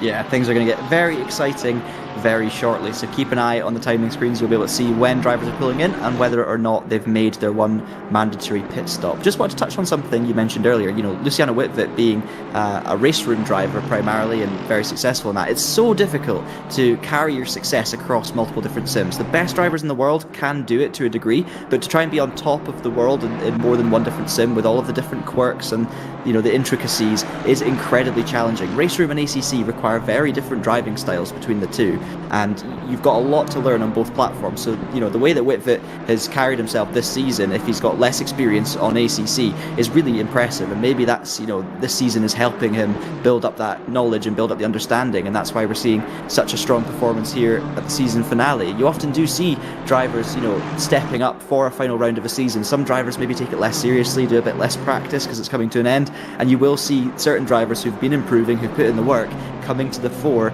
and in the final round of any given championship. So it's really interesting to see, and it's very impressive as well, because I mean, for me, for example, I've spent more time in the last few years at least racing on ACC than I was on Race Room probably about a decade ago when I was racing on there. So then jumping back on Race Room into an esports competition, I was being eaten by lions. It was horrendous, so difficult. So mighty impressive to be at such a high level on multiple platforms. I always rate a driver who can do that way more than someone who's just a master of one. I think it does say a lot about your ability as a driver for sure. Into the pit stop window we go then. 10 minutes in the middle of the race to take your one mandatory stop. Now, to clear it, you only, I guess in theory, need a single litre of fuel. Well, they're going to need a few more than that, I would imagine, to make it to the end of today. And as you were saying at the Silverstone race, John, it's very not often, not very often, I think is the phrase that we'd use in English, that you don't take tyres in ACC. We saw a little bit different on that particular day because they had to make 3 pit stops when really some, I think, could have saved the fuel to do it on just one. But on this occasion, they're making just the 1 pit stop. It comes in the middle of the race where they're going to be needing a lot of fuel, and they're going to be needing the tyres at the halfway mark as well. And Kieran Prendergast does immediately. Yeah, tyres on ACC, you know, they last over an hour for sure if you need them to, but if you're doing a 2-hour race, that it kind of reaches over the point where you want to get them changed. And obviously at Silverstone, we saw some drivers just doing it on 2 sets of tyres because the race was only 2 hours and 24 minutes at the end of the day, so you didn't need a set in every pit stop. But obviously here, I think the only time this season we've seen someone try it, am I right in saying Pollock at Donington did the whole run on 1 set of tyres? I'm not entirely sure about that, but I think if I'm remembering correctly, he did something interesting with the strategy. But I don't expect any of these guys at the top to do such a thing. Brands Hatch fairly, I'd say it's probably somewhere in the middle in terms of tyre wear. Lots of flowing fast corners, but there's not an awful lot of graining and stuff that happens around here. But Prendergast, of course, will be the first to complete his stop. He'll be getting out. Whitvet, this is the chance he has to push here, and he really has to go for it. If he's going to try and overcut here, he's got to make the most of a few laps of clean air, and I'm sure we'll see him pull into the pits very shortly. Yeah, where is Prendergast? He's in a bit of clean air, actually, at the moment. He's come out just behind Rens de Lange in the Mercedes, who has interestingly also made a stop, which is a lap behind Kieran Prendergast, so he's not managed to jump the race leader. Don't worry about that, but he has been able to get out ahead, and Prendergast might come across him. Now, does Whitvet decide to use all of these laps out front, or does he bail immediately? Well, there's your answer. He's down pit lane immediately, and this could be the race. With just 2 laps complete now of this pit window phase of the race, we're going up to the halfway mark. Prendergast and Whitvet are going to be racing each other on the exit here very soon. Absolutely. Whitvet obviously feels confident that his final lap there was a good one. I think if it wasn't a good one, he might have stayed out a little bit longer, but I think the undercut's possibly stronger here if you can get out in clean air, and obviously Prendergast did get out in clean air, so it was all about that final lap, that push lap from Luciano Whitvet. They were so close before the pit stops, Ewan, and you know, if Prendergast just lost half a second here, half a second there, maybe getting his tyres back up to temperature, or even on the pit lane entry, for example, then Whitvet is going to be right there to pick up the pieces. So this is the race, or this could be the race right here. Just to also bear in mind, Warner right on the back of Woodrow, who's right on the back of Maszkowski. So those 3 have fully closed up now, as we now see Whitvet leaving the pits, and you can see there the 22 on the maps, Prendergast. He's coming down towards the line, and Prendergast is certainly going to retake the lead here, but it's going to be pretty close once again. Yeah, he's through, and with a bigger gap actually. Kieran Prendergast has done a very good outlap on this occasion, so Luciano Whitvet not able to jump his rival in the pit lane, and comes out in what will become 2nd position. So now there's a 3-way leading battle for the lead. Krzysztof Maszkowski leading them into the penultimate corner at Stirling's at the moment, and now towards the final one. Can't really pit because he might get rear-ended by Brian Woodrow or Chris Warner, who are right behind him right now going into the final turns. Who comes in from the leaders? It looks like they're all going to stay out here, and Chris Warner is very close to making an overtake on that World of Racing Mercedes in the 2nd position. They were very close to each other over the line. Woodrow has been able to defend through turn 1, I think, but Warner may have the position now, and I reckon does so. Just watching the track map there, Chris Warner should be through into 2nd position, so it's weirdly restored to an Apex 1-1-2, but that's not quite how this race has actually panned out. I'm surprised Woodrow didn't pit earlier there, to be quite honest, because, you know, with Maszkowski and Warner right there together, sandwiching the World of Racing car, I would have expected that Warner would pit early, Maszkowski would then hold up Woodrow and allow Warner to get the jump on both of them to go and fight for the overall win, or the win in Pro at least.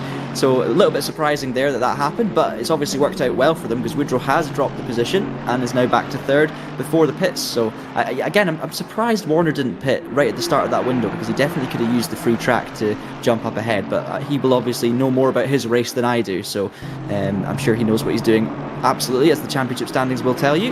Now what will be interesting to see is how quickly Maszkowski gives way to Warner here. If Warner continues this pace, Maszkowski's had clean air for the whole race, so it's not like Maszkowski has lots of pace hidden away in that Aston Martin. He's not been held up whatsoever. Warner has been, and we've seen Warner, whenever he's in clean air, just delete whatever gap was ahead of him, basically. So I don't think we'll see Maszkowski holding Warner up at all here.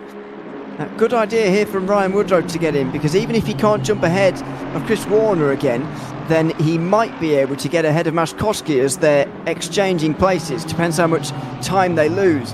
And initially, Maszkowski doesn't let him through. And I wouldn't actually, if I were Apex 1 here, let Maszkowski get sort of see out this lap, then get him into the pit lane, leave Warner out there till the end of the window, and hopefully you can reverse them in that way. But the risk, of course, you run is that you get Chris Warner behind Ryan Woodrow, who's into the pit lane now. I do wonder whether the newer tyres of those who come out the pit lane are more advantageous than the low fuel that the guys who are still yet to come in possess. Of course, 3 drivers still having yet to make their stop. Yes, it's a close one. I think at this point, an hour into the race, okay, it's low fuel, but your tyres are pretty worn, so you're going to lose more than new tyres. The problem is the tyres do take a lap to come up to temperature, so you lose a bit there as well. I think 1 lap would probably suit the overcut, but 2 laps would suit the undercut, because then your tyres come into the window and suddenly you've got a big pace advantage. So that's what I would probably predict being the case, which makes it very difficult to nail strategy, because you're relying on the other driver to do a certain thing as well, which you can't do. But let's see what happens here, see if your theory's right. I think it will be. I think Maszkowski pits, and there he goes, allowing Warner to be set free. Now Warner's got the pace, and I think even with these older tyres, Warner will put in some good laps here. The problem is that you're now going to have a couple of laps for the World of Racing driver Woodrow to get his head down and get those tyres up to temperature as well. So interesting to see how it plays out here. The main thing is, where will Maszkowski come out relative to Woodrow? Yeah, leave him out for a couple of laps here. I think Chris Warner is the idea. Now, where is Ryan Woodrow?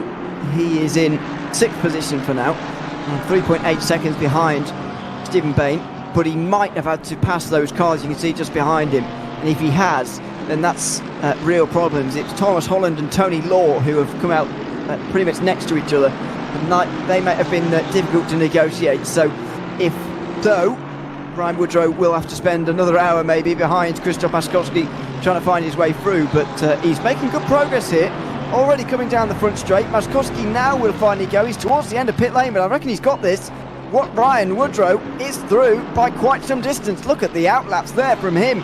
Makes you wonder whether we're back ahead of Warner again. I mean, stunning outlap from Woodrow, but that larger gap suggests to me, and I know we talked about this at Snetterton, it was very difficult to know, but Maszkowski maybe made a mistake on the way into the pits, because that gap is far bigger than you would expect just from an undercut. I think we're looking at potentially like 5 seconds here or something. So I guess the telling thing will be where Warner comes out. Will he come out with Woodrow or with Maszkowski? But either way, I mean, great stuff from Ryan Woodrow. He'll be delighted with that. And Maszkowski, who led the train for so long, will now find himself dropping a few positions in the next few minutes, I guess. So that's side by side for 15th place. This is Thomas Holland and Tony Law. Clearly Woodrow didn't have to find his way past these two. Look at this, round the outside from the BMW. That's spectacular at Hawthorns. And Tony Law is through, just about. That was close as well at the next right-hander, but Thomas Holland can't quite hang on to that position any longer. And here goes Krzysztof Maszkowski. This is only going to rub salt further into the wound, I'm afraid, for the Apex 1 driver, as he has to find his way past 2 lap cars, and that traffic is going to become a bit of a feature in the second hour of this race due to the lack of length in this circuit, I think we can say. So through the final corner, Maszkowski is heaps of seconds behind Ryan Woodrow, nearly 5 seconds behind, and as you say, we're about to get our answers now as to whether Chris Warner has gone with Woodrow at the end here or whether he'll be nearer his teammate. He's done another lap here, so Warner clearly feels he's got the pace and clean air to push on. I think we've seen that he does. It just depends on how much pace compared to Woodrow on new rubber. So we're going to learn a lot here as Warner pulls into the pits. I did feel like Maszkowski was stationary for a very long time as he now gets down to the 50 mile per hour speed limit. Or is it kph? I can't actually remember, around Brands Hatch. But he'll be pulling into his box, and it's crucial, of course, to get the brakes on and get stopped and get up on the jacks as quickly as possible, because if you misjudge it by half a metre or so, the virtual mechanics do have to push you back into position. So let's see, Warner gets the engine off. I'm not seeing any late movements from that car, so I think he's got it right. And meanwhile, on your screen, we saw some close stuff there from back markers getting out of the way, but you can see there Woodrow is far further up the road than he was I would say when Maszkowski first pulled into the pit box. So if the pit stop is okay for Warner, I still think Woodrow has a good chance of jumping him here. Let's see, it'll be a little while till he gets moving just yet for Chris Warner.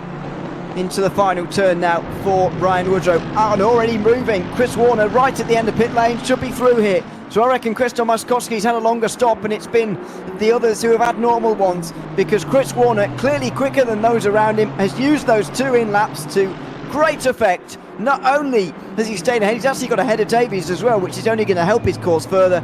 He is in 3rd position, secured a podium place now. He's 2nd in Pro, and he will try now to catch up to the leading 2 for a fight for the win. If he can get there, it would be mighty special. Let's see what the gap is at first viewing here.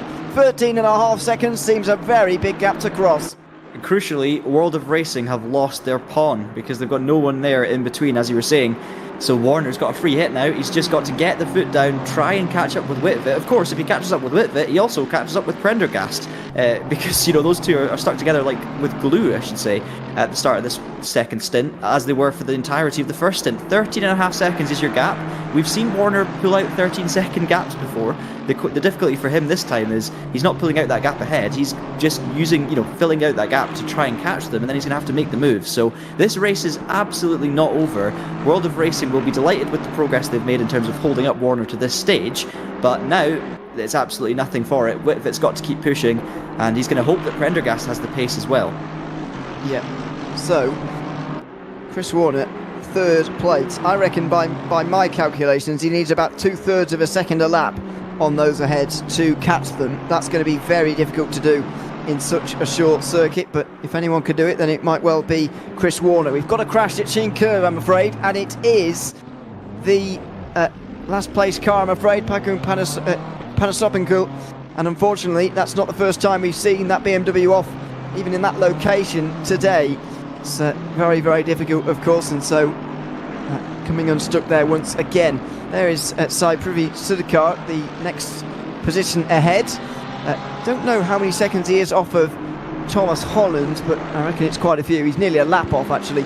Holland is not actually that far behind him on the road, so a long road to recovery for Sudhakar, which is unfortunate, really, because he's 3rd in the driver's standings going into today. Here's Sudhakar. This is a look at what happened to Panasopincourt. It's not quite the same as what happened the first time around, but the same result, another hit on the wall. Yeah, deja vu, unfortunately, and it just happened earlier in the corner, but the actual incident itself, the loss of the rear, was very similar. And I stand by what I said earlier. Full credit to him for keeping on going, because it's been a bit of a nightmare of a race for him, and he's still ploughing on, still wanting to get to the finish. That BMW is going to need a few new parts after this race, but full credit to try and get to the end of the season on the black stuff. Meanwhile, yeah, Sudhakar, same thing really. We saw him pit very early. It was a big hit into the wall, entirely self-inflicted, and he picked up a lot of damage from that one, so he had to pit twice, and that puts him essentially out of the running. I know Holland's got a bit of damage as well, but Holland has managed to kind of pull himself back towards the rest of the field, not far now behind Law and Davies. And those three have been together most of the season, haven't they? Draper obviously as well. We saw at Snetterton many fights between the likes of Draper, Davies and Law, and Draper's managed to put a gap between them at the moment. Cosford served his 22nd penalty, still running in P12, so he's got a chance, I guess, of finding his way back into the top 10 after a fairly disastrous race, as has Rens de Lange, 13th, only 1.4 off Cosford, and I think he's got good pace as well, so there's certainly still positions to be won throughout the entire field, not just at the front. On the subject of Krzysztof Maszkowski losing time, as we were talking about earlier on, we'll got an update on him from Gareth Ronda in the YouTube chat. Said that Krzysztof Maskowski lost 6 seconds in the pit lane, presuming that was, as you said, down to actual pit stop time rather than getting it wrong on the way in, but you do never know, I suppose. I mean, the story's kind of the same either way. It's lost in positions, and I think the fact that Warner got ahead of Maskowski is not a surprise. The fact that he's so far behind Woodrow will be the particularly damning thing. Yeah, for sure. And I think, you know, we saw Maskowski's in-lap. It wasn't particularly bad. There was no big mistakes there. Sure, he might have lost half a second or something, but that just tells me that either he's missed his pit box or he stalled his engine or something like that. There are so many little variables that can go wrong in these pit stops. We've said it all season, and we've seen it all season. You know, so many times we've been surprised at a gap that's come out. You know, two drivers that we thought were going to be glued together are actually 4 or 5 seconds apart.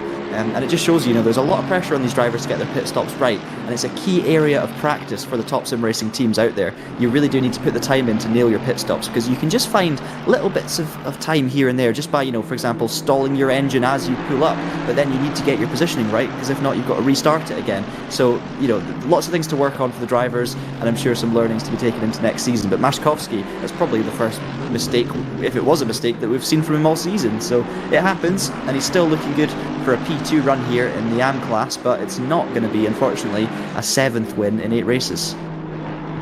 Here is Luciano Wittwert. I wanted to talk about him too, because the thing that interested me about that pit stop window there, where there was a whole flurry of action through the middle 10 minutes of this race, I was surprised that Luciano Wittwert decided to come in immediately after Kieran Prendergast. I was firstly quite surprised that Prendergast decided to come in on the very first opportunity, not least because he's the leading car, and the chances of you getting rear-ended coming into the pit lane here at Brands Hatch is a little bit higher than you might expect at other circuits around the world. But the second thing that surprised me was the fact that Wittwert was straight in afterwards, despite having the clean air, as we've got Alexander Purlik off the road here. Luckily, he's got a very big gap back to 8th place, and so will hold on to his position of 7th. But yeah, I would have thought that maybe Wittwert would have lost more time if he'd have stayed out there, but surely you're having such problems getting through and getting the track position on the road, you might as well try something in the pit stops, and if it doesn't work, then so be it. Well, I would argue that, you know, if Wittwert didn't go for an undercut, because I think an undercut could have been something for him to try, but then Prendergast would have reacted straight away, so that was one alternative. I just think that, you know, from Whitvert's situation, he knows he's really close to Kieran. If Kieran has a perfect pit stop, then he's not going to get the move done anyway. He's basically relying on a mistake from Kieran, as we see the replay for Pollock, just too much power. Rear wheels dropped onto the grass, and that's actually another big hit for the front of a World of Racing car through Surtees. So they're not having a good race in terms of Surtees, I guess. More damage, but not quite as big a hit as Sudakar had. But yeah, just to continue the point, I think what Whitvert's thinking is, if I only do one more lap than Kieran, I'm not really going to have enough time to lose or gain. And I think he's maybe more worried about losing than gaining. What he's thinking is, if I've only done one lap more and I nail my pit stop, it means that Prendergast would have had to have nailed his pit stop. And we've seen Prendergast lose time in the pits twice this season already, once at Donington and once at Snetterton as well. So my thinking is Whitvert's saying, right, Kieran's got good pace. If I stop straight after him, it's going to be decided in the pits, not out on circuit, and I think that could be the way that I can jump him. Well, it's given us almost a status quo situation here. 3/4 of an hour remaining, and they're almost exactly where they were before the pit stop phase. So we've got one long battle now to the end. I wonder at what point Wittwert is going to start to find his way through, or try to find his way through, because you may have noticed on the way out of the pit lane there, Wittwert was more than a second behind Kieran Prendergast. Now that has all of a sudden come right the way back down again. He's suddenly right there, waiting in the wings, looking for a way past, but that kind of felt like what he was doing the entirety of the first stint. I wonder whether he'll be trying something a little bit different this time, or whether he's finding it pretty impossible to get his way through at the moment, just because of the track and the situation he's in. I think being faster than a Brabham Esports car with Kieran Prendergast at the wheel is a difficult thing, but being enough faster to actually make a move around somewhere like Brands, near impossible. You need to be absolutely perfect. Clearly, I mean, Kieran's pace is not bad. He's doing 23.4 in that last lap. It's only 2 or 3 tenths off his best, and Whitvert's right on the back of him. One thing I would say, you might be watching this and thinking, you know, surely Whitvert's going to be suffering in the dirty air and stuff. On ACC, it's not a huge effect. If you're in that Mercedes and you're hunkered down behind the Aston Martin, you can follow pretty closely without too much downforce loss. And of course, the slipstream is pretty effective, and it will be keeping that Mercedes in check. So I just think Whitvert's using the slipstream to his advantage. The pace is close enough between the two of them that he can maintain that gap, and he'll just be looking to strike when he has a chance here, whether it's back markers, whether it's late in the race, or a mistake from Kieran. I don't think he's got enough to make the move, but he's certainly got enough to just work on his tyres, save them, and remain as close as possible with the pressure fully on Kieran. One thing of note though, Warner's coming. He's only 10.5 seconds behind now. It was 13 when they first got into those positions, so it's certainly getting exciting as the 25 car brings out a yellow yet again. Yeah, so that's 3 seconds gained in 10 minutes. If he does that again, he'll be there with 10 minutes to go by my calculations, so maybe it's not over just yet to win this race. Definitely in the pro class, maybe overall. Maybe Kieran Prendergast to be feeling a little bit concerned. To be honest, I don't know where Chris Warner's found this pace from, because he didn't even seem to have this much speed over the rest of the field in race 1 at Snetterton, but it was the second race where he really turned it on and managed to overcome even a tyre change in an hour-long race to get into the victory position and by some distance as well. What a remarkable turn of fortune for him. Not that he was doing badly before, but he's doing exceedingly well now, and maybe there's still a chance of him winning this race from starting last on the grid. He is certainly in, and not for the first time this season, the zone. Nothing's going to get in his way here. He's on his own on the circuit. He's got clean air. He's doing 22.7s, 22.8 on that last lap, so the consistency's there as well. He's found his rhythm, he's found his flow, and he's able to just keep on putting in the laps and watching that gap come down. It's one of the best feelings in the world as a sim racer when you know that you're faster than everyone else on circuit, and you're able to just keep, you're able to drive within yourself almost and hit every apex, nail your exits every time. It's when you first make a mistake that you're going to start to make more mistakes on top of that. And Warner's just in one of those states right now where he's basically driving on memory rather than actually consciously. It's great to see, and it's just credit to his skill. Meanwhile, it's a mistake from Prendergast. So here we go then. Whitbit to the outside as they head towards the final corner. They're going to finally be side by side, but nothing he can do there. It's all about the exit from Whitbit. Prendergast gets a bit of oversteer, and Whitbit's not able to cut back through. The mistake from Prendergast might have actually saved him there. He could have made a bit more of that over and under there and the run onto the front straight, but I think Prendergast just held a tight line through the final corner there just to make sure that Whitbit couldn't do it. Now is there going to be a send at turn 2? No, you've got to take these chances when they come, and Luciano Whitbit hasn't been able to do that here. He's still second behind Kieran Prendergast in a fantastic battle at Brands Hatch. What it's also done is given Chris Warner some free time. Maybe that's putting Luciano Whitbit off of going for these moves because he knows that Warner will be catching, but in some ways Warner might well get there anyway. He might as well get in front before the Apex 1 driver joins them. Yeah, you don't want the next car behind you to be Chris Warner in this situation, because then Whitbit's going to, be focusing on his mirrors rather than on his windscreen, and Prendergast gets away with the mistake. At the end of the day, it doesn't, he's not immune. He's going to make more mistakes probably, and it's down to Whitbit to remain on the back of him. But it was actually, really heads-up driving from Kieran there. Heading into the last corner, Whitbit had the overlap on the outside, which forced Kieran to take a kind of, a more inside line into the last corner, a tighter line. But instead of, Kieran then allowing himself to get a bad exit and run out wide, he actually got slowed up even more and blocked the apex. He essentially hung Whitbit out to dry so that Whitbit couldn't carry his momentum and didn't know whether to go right or left. And what that is, it's hard defending, but it's really, really impressive heads-up driving from Prendergast. That is how you win races on ACC, and Whitbit will be ruining the fact that he's just had an opportunity and he wasn't able to take it. Well, I think that was a real golden opportunity that he could have made more of, to be honest. I was really expecting him to get to the inside for turn 1, at the very least get alongside, because the compromise line that Prendergast had there he really could have taken more or made more of.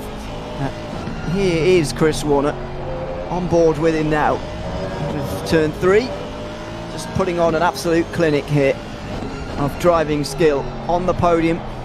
And don't forget, started from 19th position so far today, was already up nearly in the top 10 after the opening lap, certainly was after 5 or 10 minutes, and suddenly he's in the conversation for an overall race win. Maybe he decided to screw up qualifying to put himself at the back of the field and come through, because surely if he'd have started at the front he would be leading this race right now. He certainly looked like he was trying to get a clean lap in, but don't worry if you've seen the car off there. I think that's just the 25 again, so nothing to worry about in terms of our front runners. But yeah, I think he definitely abandoned his penultimate qualifying lap when he still had time to do one more. But that's not necessarily just to say that he deliberately gave up, because it might have been that he ran off the circuit in the final sector, which could invalidate the next lap as well. So we're not really sure, is basically what we're saying, whether this was deliberate or not. But either way, it's given us something very exciting to look forward to here. And assuming Warner does catch, and you can see the Aston Martin in the back of shot there, and actually no, that was a different car, but there is Chris heading through turn 1 now. He's 6.6 behind Whitfit, and he's clearly got the pace to catch, as we've been saying. So what we're going to see here are the best 3 teams of the season all fighting it out for the final win. Is it going to be Whitbit winning the first World of Racing race for that team of the season? Is it going to be Warner continuing his streak? Or is it going to be the unfortunate Kieran Prendergast, who you have to say deserves another victory this season? It's certainly looking like he's going to win the AM class anyway, but this is going to be potentially a 3-way fight for the overall win, and it's going to be a great way to round off the season.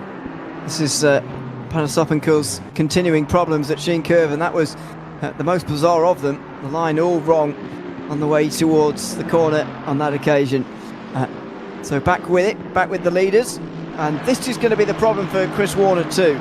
Working your way through on traffic is a big difficulty, and there he goes down the inside now of one of the Mercedes, which has a slide and just about saves from a spin in the background there. That was Rens de Lange in the 13 Orion car. I thought it was, but it displayed a different driver's name on the window, and I wasn't quite sure who it was, but there we are. Rens de Lange in 13th place, just behind Cody Cosford here, who's recovering from those penalties, of course, in the opening part of the race, and I reckon that will be a battle for 11th place with Draper not so long. Yep. We've also lost Sudakar from this one, unfortunately, by the looks of it. Holland back in the pits, 3 laps down, so he's clearly had another off, or he's decided to pull it in for a separate reason. So the attrition's beginning to kick in, not as much as we saw at Spa, and I think, generally speaking, the racing year's been pretty good. We have seen some contacts and incidents, inevitable in the nature of this championship and how competitive these guys are, but it's, generally speaking, been pretty good here at Brands. It's been a nice way to round off the season. There's a little bit of a moment for the World of Racing car. This is, of course, a back marker, but he's going to not want Warner to get through too easily, because he'll want Whitfit to pick up a win, and as you can see, that's pretty questionable stuff there from Cody Cosford. He's not having a great race, and this isn't really helping the cause, because he's certainly not making it easy for Warner to go through. And we talked about blue flags earlier, and you don't have to jump out the way, but you certainly shouldn't be making life difficult for the leader, especially when you've had a bad run out of a previous corner. And there you go, down the inside, as if to say, have that, says Chris Warner, and Cody Cosford all of a sudden is going to be under pressure from Rens de Lange all over again, although de Lange has just been overtaken. I don't think that will be much of a battle. You can see the flash of the lights though from Warner. He knew the heightened importance of that situation. While we've been speaking about him catching those leading 2 with a degree of inevitability, that doesn't by any means mean that he has time to burn, and that's a wasted lap, and worse than a wasted lap actually, he's lost time here. And importantly, Ewan, it kicks him out of his rhythm, and that's the main thing we were talking about before. He was in that state, wasn't he? He was just setting lap after lap, right on the pace, and here we're going to see the replay. So you'll see the oversteer from Cosford, not the first time we've seen that today. His rear end certainly feeling a bit loose underneath him. At this stage now, I should say, in terms of the rules, Cosford absolutely does not need to let Warner go. Blue flags does not mean jump out the way and let him go. So in terms of rule book, Cosford's not doing anything wrong. But the reality is, you know, if you've got the leader on right behind you and you're a long way back, at this point you can see how much pace Warner's got and how much he's losing behind Cosford. Cosford certainly didn't make his life easy, so it's one of those. But it puts Warner out of his rhythm. It means that he might catch the 2 leaders maybe a lap or 2 later, and that gives him a lap or 2 less to get the move done on Whitfit and then reclose in and pass Prendergast potentially. You're correct, but the bit I didn't like was the bit on the back straight when he's already had that slide on the way through turn 4. His traction already not so great, and then he just left the car to maybe a car width to the right of where the normal racing line would be, as if to say, don't go through here. And especially when there's a number of corners following that you also can't overtake, that's not necessarily what you want to see when you're the driver behind. I know it is your responsibility to go through, but you certainly can't be the one defending if you're going a lap down, or indeed, in that case, you're actually already a lap down, because Chris Warner is not the leader, let's not forget. It's not exactly a surprise that people and blue flags will start popping up in your vision, so didn't necessarily enjoy that, but Cosford, I guess, just protecting his own interests too. in that fight for 12th position, which Rens de Lange is right behind him. This is 15th and 16th position, but they are a lap apart. Tony Law ahead of Thomas Holland here. 2 and 3 laps down respectively, as you can see. Other battles out on the circuit are for 7th. Alexander Paulik has been caught now by Seiko, and you'd imagine that's a little bit of a legacy of the damage that we saw for Paulik when he hit the wall on the exit of Stirling's.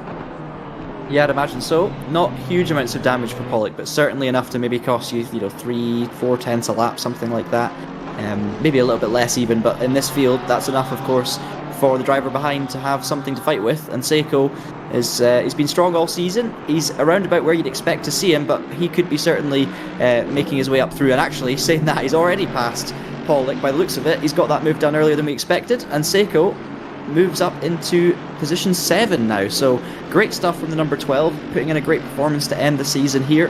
Don't know how far behind Klassen he is at this very moment, but you can see the damage, by the way, on the Pollock car. That certainly won't be helping his downforce levels, but yeah, Seiko happy enough with this, I'm sure, and whether he can get Klassen or not is another question, but I'm sure he'd take P7 at the moment. Yeah, I think so. I think if this was real life, then Paulik would see that bonnet fly straight up into his face very shortly, because there'd be a lot of air going under that at the moment. I don't know if you can see just inside the engine bay slightly there, but you can have a good look over a Mercedes GT3 car if you wanted, close up with that one right now, with the damage picked up. That's clearly holding him back here, but with quarter of a minute back to Tomlinson, he might be okay in terms of hanging on to 8th position. We'll see how much speed he's losing in the final 34 minutes of the season. Just less than 5 seconds now between Luciano Wittwert and Chris Warner, as the driver trailing in 2nd position tries ever more desperately to find his way past Kieran Prendergast, who still leads and is attempting to defend from the front, and so far has done for nearly an hour and a half.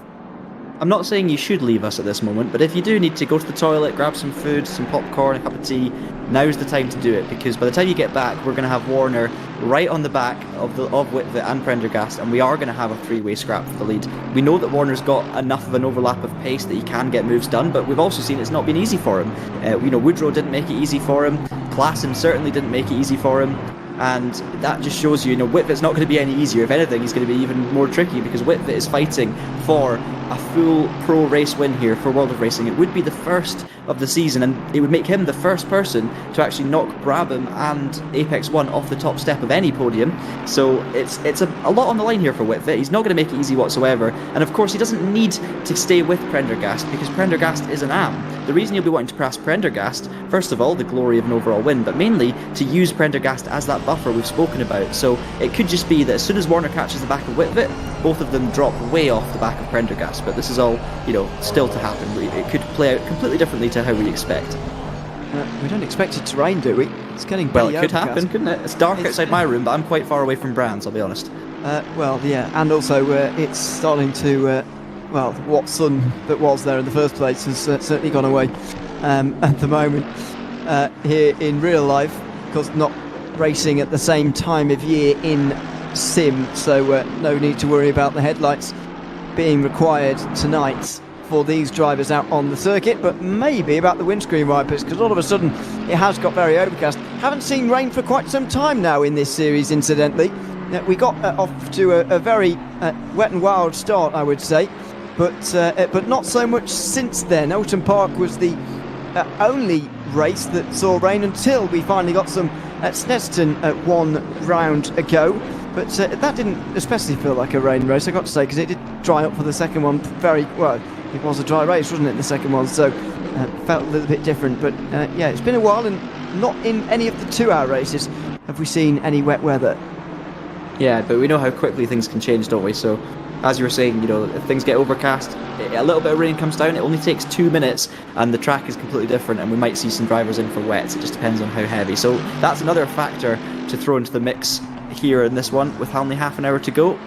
It's not much time for drivers to make up that sort of time in normal circumstances, but in this kind of race you've just got to keep at it, because you never know what is going to happen. De Lange, by the way, has caught to the back of Cosford, so this is this battle for P12, and De Lange has had better pace than Cody Cosford by just a couple of tenths a lap for the last probably 5 or 6 laps, so he's just edged towards him, and Cosford served his penalty, DeLange has served his penalty, so this is for position to the end of the race now, and I think we're going to see a good scrap between these two. Not much to lose, it has to be said at this point, so I'm sure they'll have elbows out.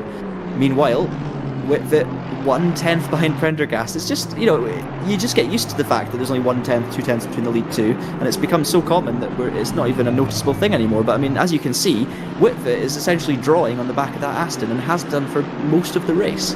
Chris Warner is basically here now too. 1.5 seconds now. It covers the top three in this race. What an exciting prospect we have to end out the season in the British GT Esports Cup for 2024. Just half an hour of racing to go now at Brands Hatch with Kieran Prendergast leading the way. Luciano Whitfit is in second as the leader of the pro standings, and then Chris Warner, who's looking to overhaul them both for pro win and overall win all in one go, with impending threat of weather as well. What an exciting final 30 minutes ahead of us here. Whitfit, I would argue, really needs to start making a move shortly, because Warner's going to get there no matter what. He might as well try and get ahead of Prendergast before he does. You're absolutely right, and Whitfit's probably been trying to make that move in maybe a soft way, but he's been trying for the last hour and a half. He just needs another mistake from Prendergast, and that was the thing we talked about at the time.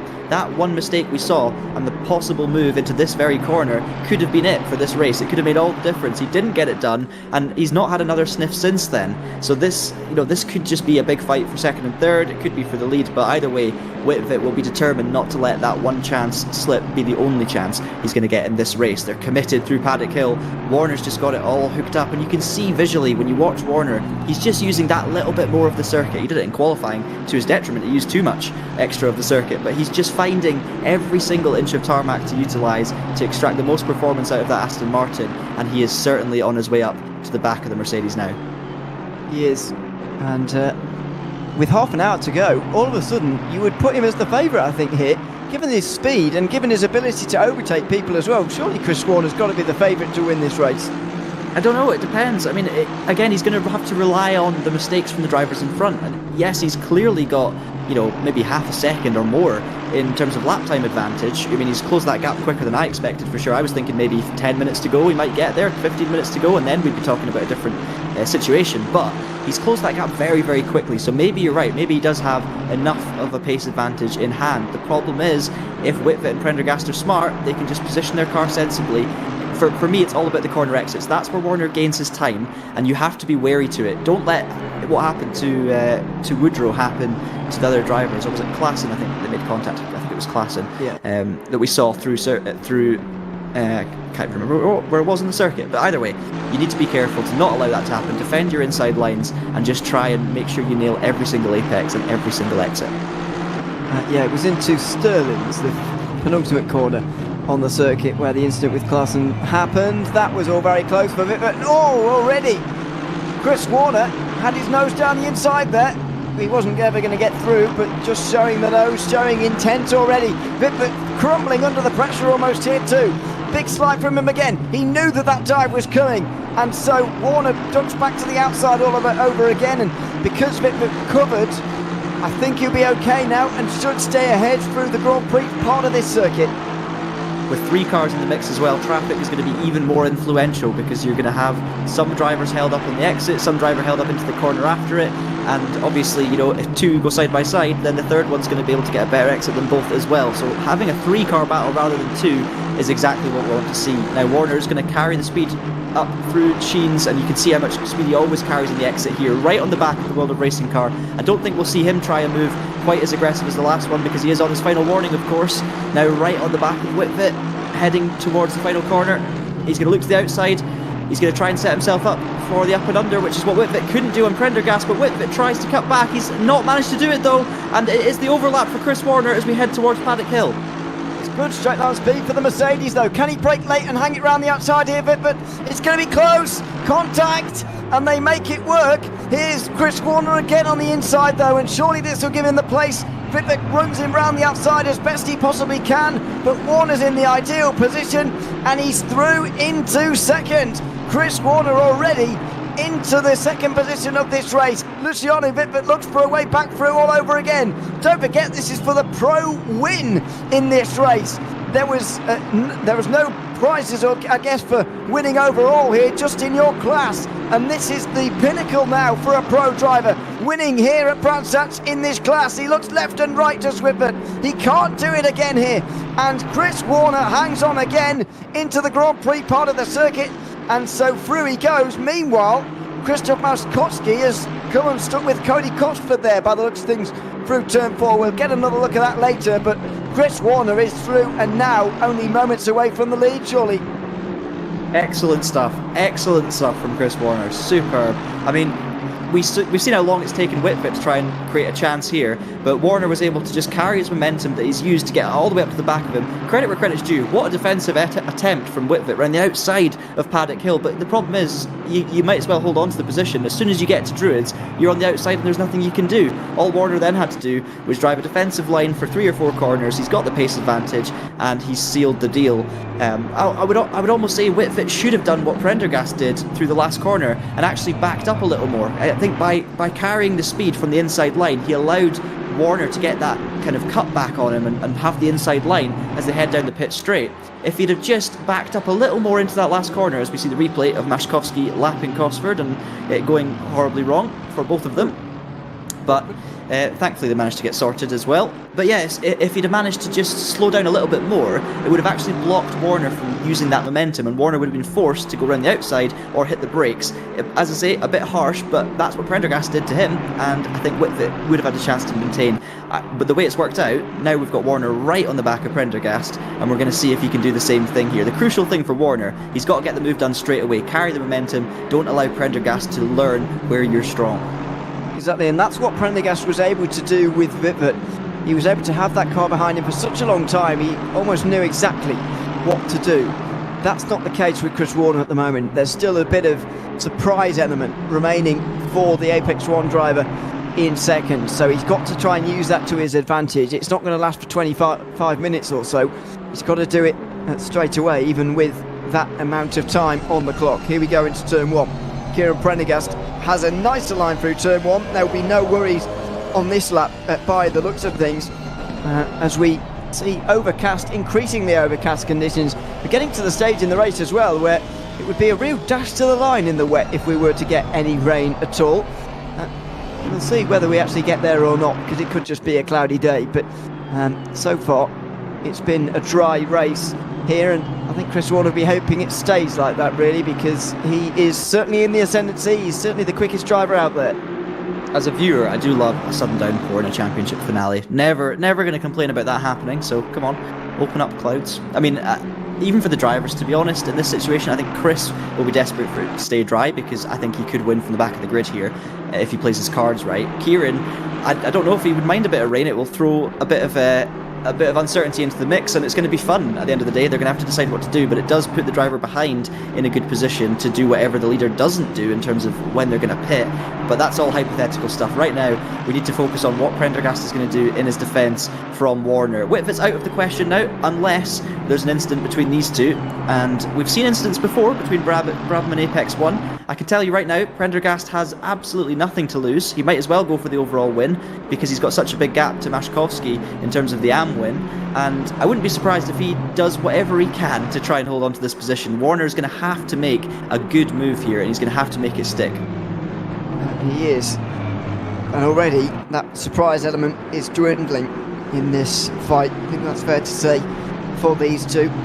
Through turn 3 they'll go, and Prendergast has all of a sudden learnt where Chris Warner may be strong and where not. We haven't referenced the championship too much here today, but Apex 1, no matter what Chris Warner and Krzysztof Maskowski pretty much do from here, will be crowned teams champions.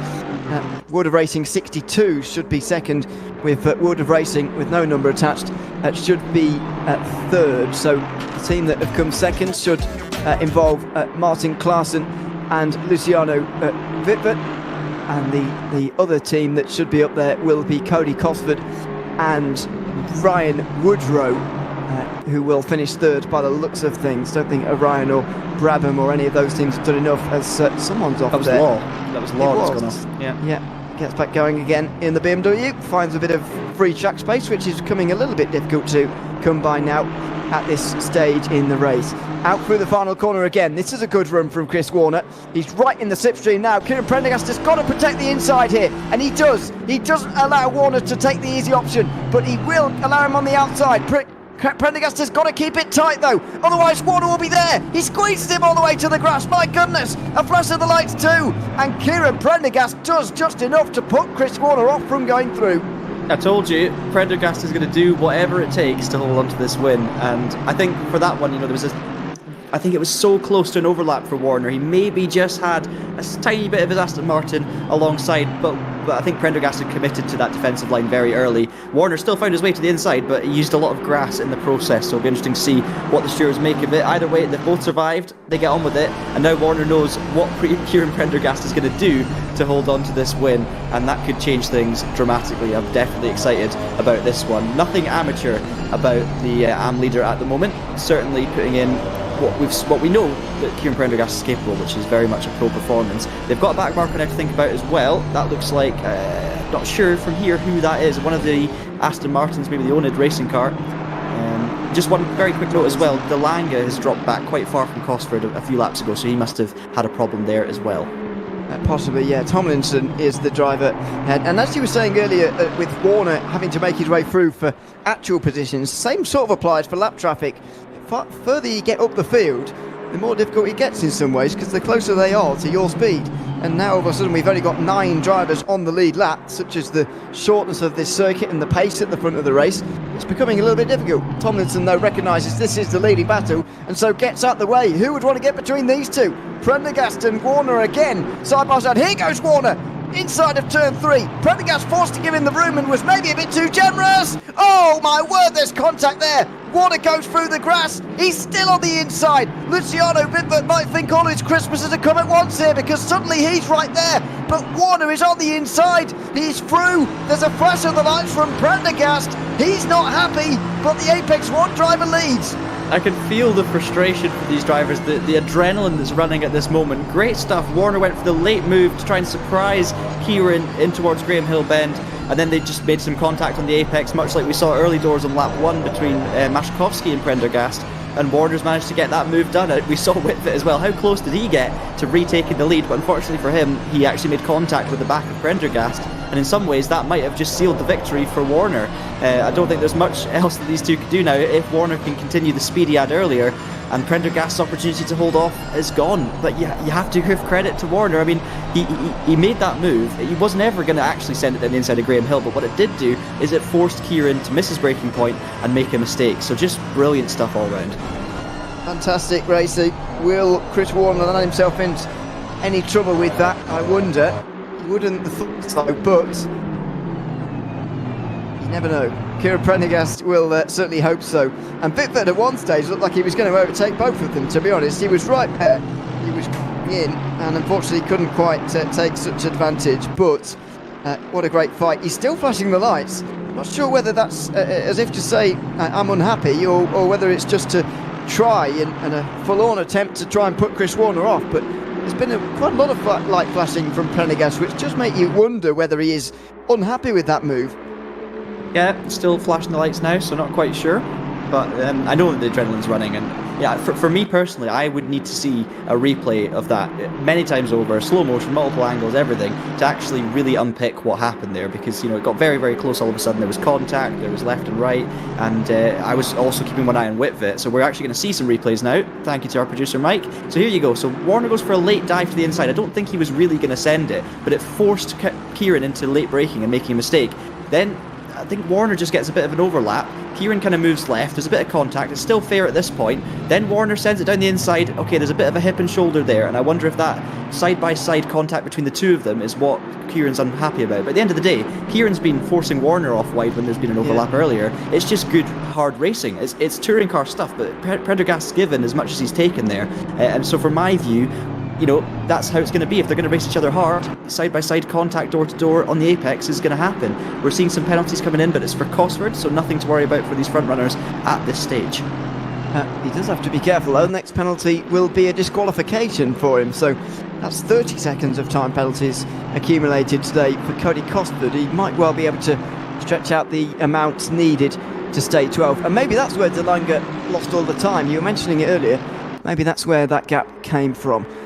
But yeah, I agree. I don't think Prendergast was given any more than he was giving earlier on in terms of contact there. After all, Warner was forced onto the grass twice with a couple of wheels off. Now, I don't mind that personally, especially in the situations they were in, but Prendergast was being aggressive himself, and you know, he can't complain about the aggression of others if he's going to do that. And so, I personally don't think there should be a problem with any of what we just saw.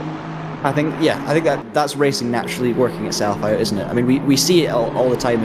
If two drivers are both treating each other the same and there's nothing too crazy going on, essentially, you know, 2 warnings worth of contact, but it's only affecting each other, then you've just got to let it be. That's the way it is, and that's what it looks like we're seeing. Now we're going to go on board now with Kieran. So there's the lockup, there's the missed apex. Then Kieran quickly goes left to try and block. There's contact there, but arguably he can't go left there because Warner's already got his nose there. He's left a gap at the inside. Kieran's not left him any more than a card's width, and Warner is bullishly pushing his way through. But Warner's going to be upset about the previous 2 times where he's been forced onto the grass, as you were saying, Ewan. So I can completely see the stewards letting that one go on both accounts. Yeah, I certainly would. Oh dear, Chris Warner's been held up now by Panasopinkel into turn 4, and all of a sudden we've got a race on again here. Kieran Prendergast is going to give this another go into Hawthorns, and now the tensions will really rise between the two. Can he go around the outside here? This would be special. It's so close between them, and they'll be side by side, door to door again into the next corner. There's more contact. Luciano Vitvit will go through as well. Goodness me, Vitvit can take the lead. Here he is at Sheen Curve on the very inside of everybody, and he's just bounced over and bobbled in a way that makes sure he stays into second position. Chris Warner's heart will have sunk there for a moment, and it looks like Vitvit and Prendergast are going to fight for second between themselves now. They've all of a sudden got way distracted by each other, and they're going to fight this one out. Are they? Pulls in front of Prendergast again, and Luciano Vitvit does finally get into second position. Vitvit not making that mistake twice. He managed to, think about what happened last time. This time he's going to pull across Prendergast, block the inside, but Prendergast could make a late move here. No, Vitvit goes defensive, and it's actually worked out. The mistake and I guess the situation with the back marker for Warner being held up has actually helped Warner, and it's disadvantaged Prendergast, but that was it. Prendergast had his opportunity, went to the outside. I said you can't really make a move through there, but to credit where credit's due, he managed to hang on as long as possible. Warner left him the room as well, so great, hard, fair racing. I was a bit worried that after the earlier contact there might be a few extra elbows out, but it seemed great from my perspective, and obviously Vitvit had a chance to take the lead again, Ewan. So after all of that, Luciano Vitvit with 13 minutes to go, still right in the mix. Prendergast has been given a final warning for the contact. Was that in that incident there? I mean, was there any? Well, there's the I think it's earlier, because then Vitvit's also been given a final warning. So I'm guessing this is exactly what I was saying, where both drivers have done, I guess, warning-worthy bits of contact to each other, but because they both did it to each other, no one gets hurt too badly, and they kind of move on. Yeah, no, you're right there. Sorry, stewards. That was earlier. That's fine. As I say, don't think there was any contact between Warner and Prendergast that time. It was just a wonderful battle, and for Prendergast to give it such a good go round the outside of Hawthorns was an audacious attempt, and it very nearly worked. It did, and I think he had to just try something, right? He could have tried to force a late braking manoeuvre and then try and do a cutback, but Warner would have been smart to it, and Warner's got so much grip at that part of the circuit. I think Prendergast just saw that as his one chance. Let's just send it and see what happens. And he knew that Warner wouldn't want to push him off again after what happened previously. You wouldn't want 2 bits of contact, because then you could see a penalty. So I think Prendergast was probably playing on that a little bit. He knew that he was on the outside. It was down to Warner not to get it wrong, and neither of them did. I mean, super defending, super attacking. Obviously it ended up costing Prendergast a position, but I don't think he'll regret having a go. Yeah.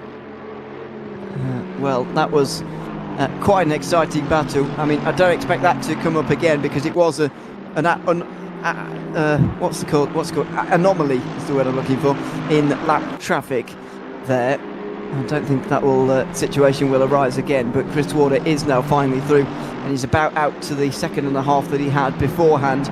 I mean, it does leave you wondering a little bit, from a neutral's perspective especially, could the 2nd and 3rd place drivers of Luciano Vitvit and Kieran Prendergast have given Chris Warner any more of a go there? Could they have done anything different to maybe even work between themselves to try and work their way past Warner, especially Vitvit, who was right alongside on the inside, whereas Prendergast was sort of, I don't want to say speculatively on the outside, but his odds were certainly not in his favour.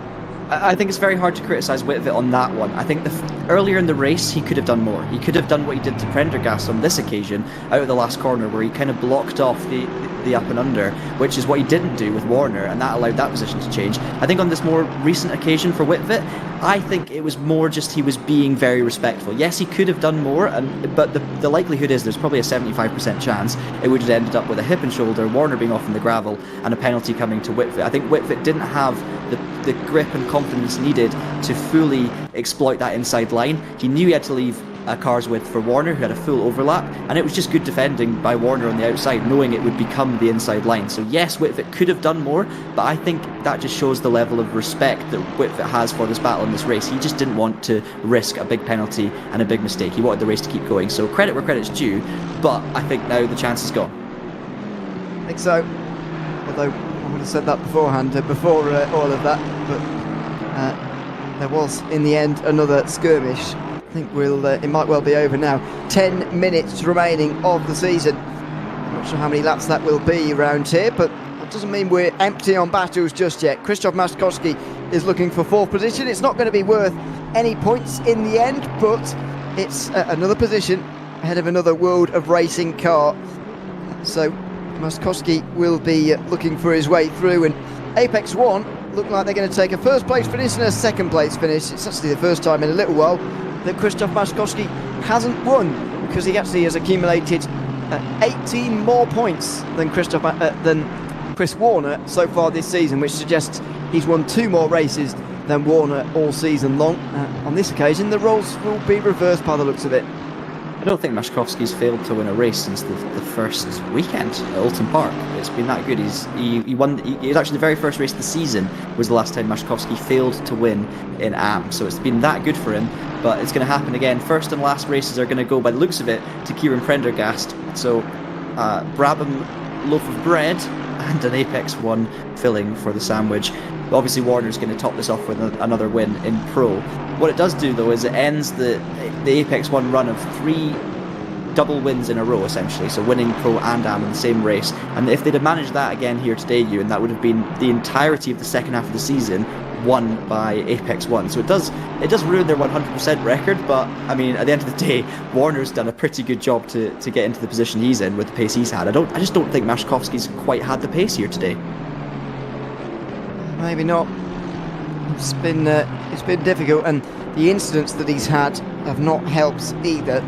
But could he have won nevertheless? Maybe not. As we've seen with his pace since then. This is the battle still for 2nd position. I thought earlier on that Whitvet might have been getting slowed down by being in the wheel tracks of Prendergast, and had he been out front he might be able to get away. Well, clearly that's proving to be not true, because now that the roles are reversed, it looks like Prendergast is the one who's being held up. So I guess we can conclude from that these two are very similar on speed. Yeah, I don't think there's any argument there. Whitvet was able to sit in that slipstream, and as I was saying, the dirty air doesn't make a massive difference in these cars. There's another example of a car sitting right in Aston Martin behind a Mercedes, and this is of course Woodrow and Maszkowski. So we've got 2nd and 3rd and 4th and 5th, very, very similar couple of battles going on at the moment, both involving a World of Racing car looking at potentially losing a spot in the overall order.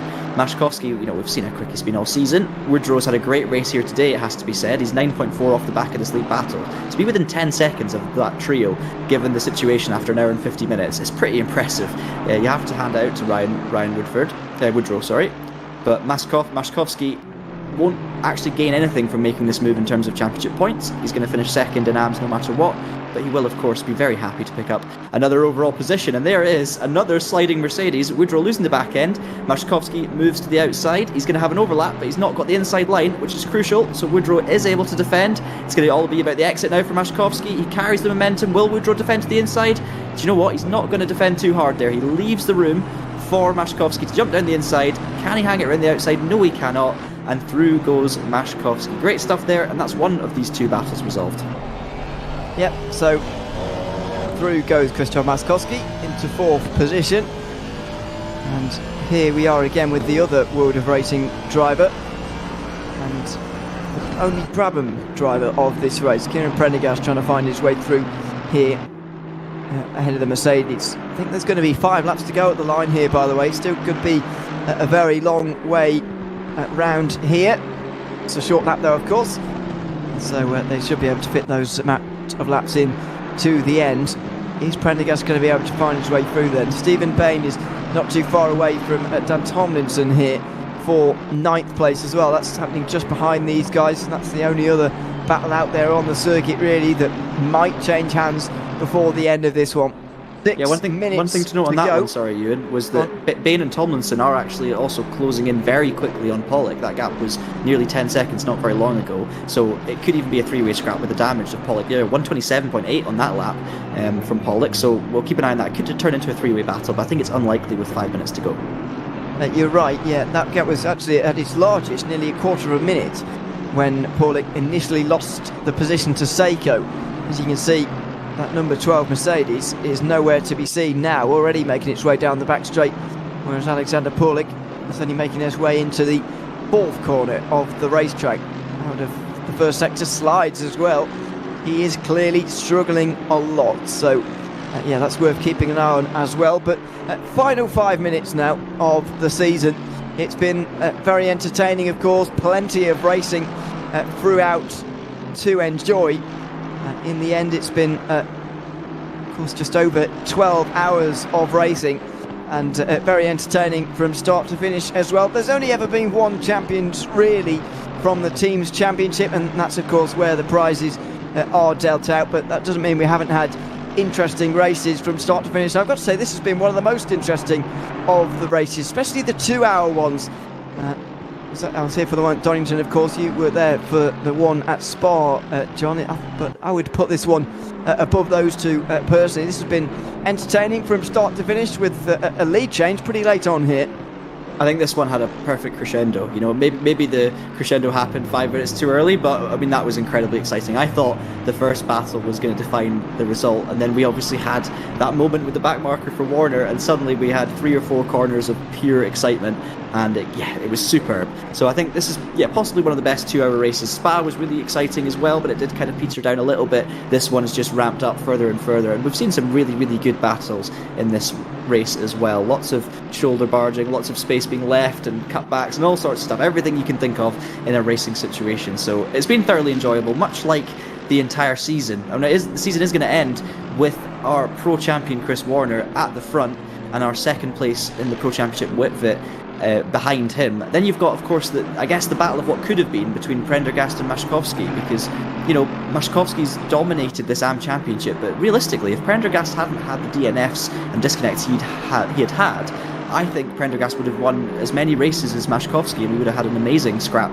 for the AM Championship between the two of them. So it does feel a little bit like what could have been in that sense, but with Chris Warner, he's just maximised every single thing he could have this season, and he's going to come out a very much deserving champion of the pro class. He certainly is. Not that that is especially important, as we've already said, but it's a great marker of where someone has been throughout the season. And just to put it into context as well, it's not even really close. 99 points over Luciano Wittwit going into today. That will extend to 108 after today, and Wittwit has wiped the floor with everybody else, by the way. He's bested the rest by over 200 points. That puts it into even further perspective. Krzysztof Maszkowski's gap at the front of the AM Championship, though, even larger, nearly 200 points over Martin Klaassen after earning even further points today, adding another 9 to that advantage, which I can't do the maths on what that brings it to, but not while I'm talking anyway, but it brings it to 3 figures by quite some distance, and so that just underlines the dominance of Apex One all season long. You've got to take your hat off to them. They've been comfortably the best all season long, and they will be the champions at the end of this one. And just to explain what they win, by the way, because we haven't done so much: 4 hospitality tickets and 4 grid walk passes to a British GT round of their choices going their way. That's 2 each, of course, for any round that they can get to, the 2 of them.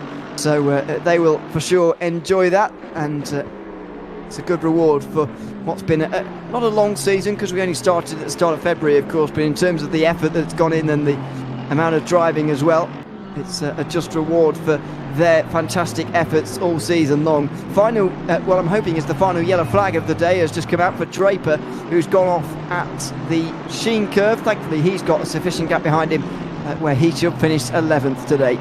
Cosford also spun off a few laps ago at Surtees as well, which actually dropped him behind De Lange on the road. But of course, with the 10-second penalty, he probably would have been behind De Lange anyway, and Davies is too far back, so not going to influence his result too much in the 23. But it's been a shocking race relatively for Cody Cosford. He's really not at the best of times in this one. But yeah, it's good to see that in terms of the top positions here, you've got the best teams of the season right at the sharp end of this race, which is what it should be. We have also seen the likes of SGSS up there, with Wilf Paduano being pretty strong earlier in the season, but we've not seen them for a couple of rounds. Same with Erdmann, and it's really been all about these three teams throughout the majority of the season: Brabham, Apex 1, and of course World of Racing. And we're seeing battles continuing right to the checkered flag. You've got Prendergast versus Whitvet here. Woodrow's remained on the back of Mashkovsky after they swapped positions a few laps ago as well. So I think pace-wise, the whole grid is just concertinaed up a little bit, and we're just seeing some great battles here at Brands. And what a prize for the championship winners here! And you were talking about that. British GT, an amazing championship to go and watch if you haven't already. If you've never witnessed real GT3 racing, you'll just be blown away by the sheer sounds and the energy around the place. As Prendergast takes a little bit of a peek down the inside of Whitvet, try and force him into a mistake, but it's not happening on this occasion. No, not quite. And he's running out of laps to do so.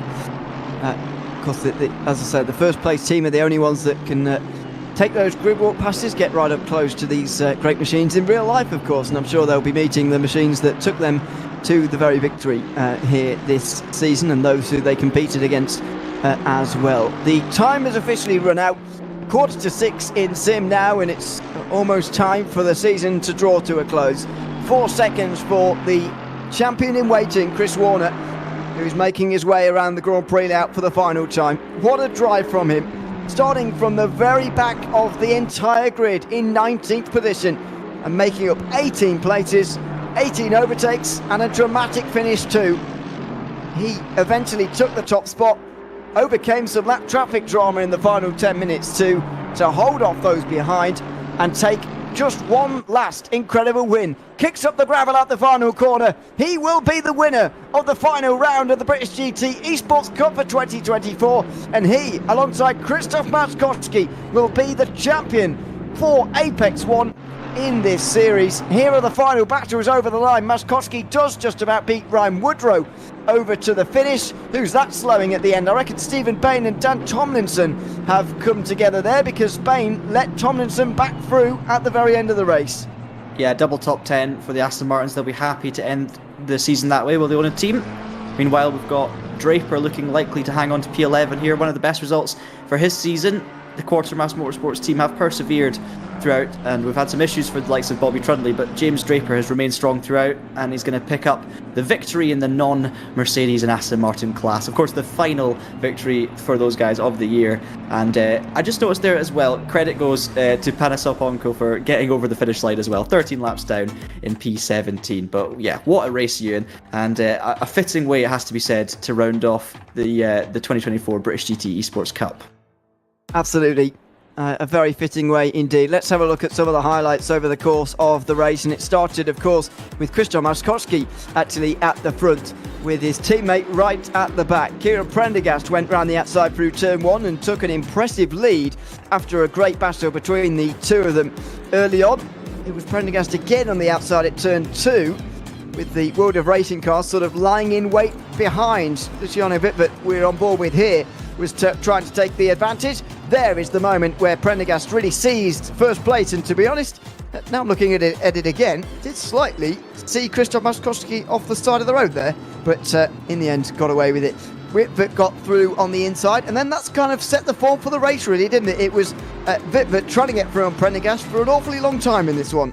It certainly was, and we saw, of course, the usual battles further down the field, likes of World of Racing. There was the one between Thomas Holland in the Porsche and I think it might have been Cosford, who was getting the first of his penalties for the one. That one was probably the harshest of the lot, but he definitely didn't make up for that later on in the race. We see another replay there, Holland coming across, and yeah, just unfortunate, big hit for the Porsche driver, and Holland would be in and out the pits for the majority of the race, but did get close to the rest of the field once again. It was, of course, Warner coming through from the back of the field that was making moves. His teammate, meanwhile, Mashkovsky, getting a bit of a nudge from the 20th Klassen, and Klassen backed off, made sure that those positions didn't change. Meanwhile, the 25 car, this was the first of many incidents for the BMW. As I was saying before, never gave up, kept on pushing all the way to the finish, which is what it's all about, and did manage to take the checkered flag. Then we saw a couple of big incidents, mainly, Sudakars here, massive hit into the wall at Stirling. Not the only incident for a World of Racing car there, which I'm sure we'll come to later.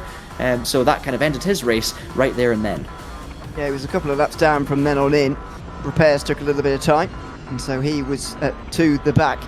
Speaking of World of Racing cars, this was all going on the way down towards the first corner. An exchange of places between Martin Klaassen and Ryan Woodrow, who was the beneficiary. Panasopinko would continue to have problems throughout today, unfortunately. This is through turn 3. A spin, an overcorrection, and then the whole way round. Another nose into the wall for the BMW, which would eventually get to the end of the race, by the way. Here is one of the battles between Rens de Lange as he tried to find his way through one of the Aston Martins down the inside. Was so disorientated he rejoined the circuit straight in front of the other one, and then struggled to get back going again in front of Draper out on the circuit. This was the look back from Martin Klaassen, as he tried to fend off Chris Warner. That was the incident there. Warner deemed far enough alongside and entitled to go for that move on that occasion. Klaassen deemed to have turned across him, and so only warnings given out for that one. That was much discussed, of course, and in the end came on the right side for Chris Warner. This was a good battle between Tony Law and Thomas Holland. Law going round the outside of Hawthorns. That was the first time we saw that move come off pretty much all day. He would take the risk into the next turn and get through. This was, as we said earlier, Panasopinko again going off through Sheen Curve. Almost an identical one to the one previous, unfortunately for him. And then further on in the race, we saw a moment off the road here for Alexander Paulik. He nosed into the wall through Stirling's penultimate corner, producing plenty of problems so far today for all the drivers. He would drop positions as a result of that. Meanwhile, Kieran Prendergast was defending from Luciano Wittfert, and all of a sudden, with Chris Warner bearing down on them both, it would get a lot more intense between the two. Wittfert here could have made a bit more of this exit, but couldn't make it his way through on this occasion. It was maybe the oddest of Panasopinko's moments off the road. A trip off into the gravel through Sheen Curve again for him.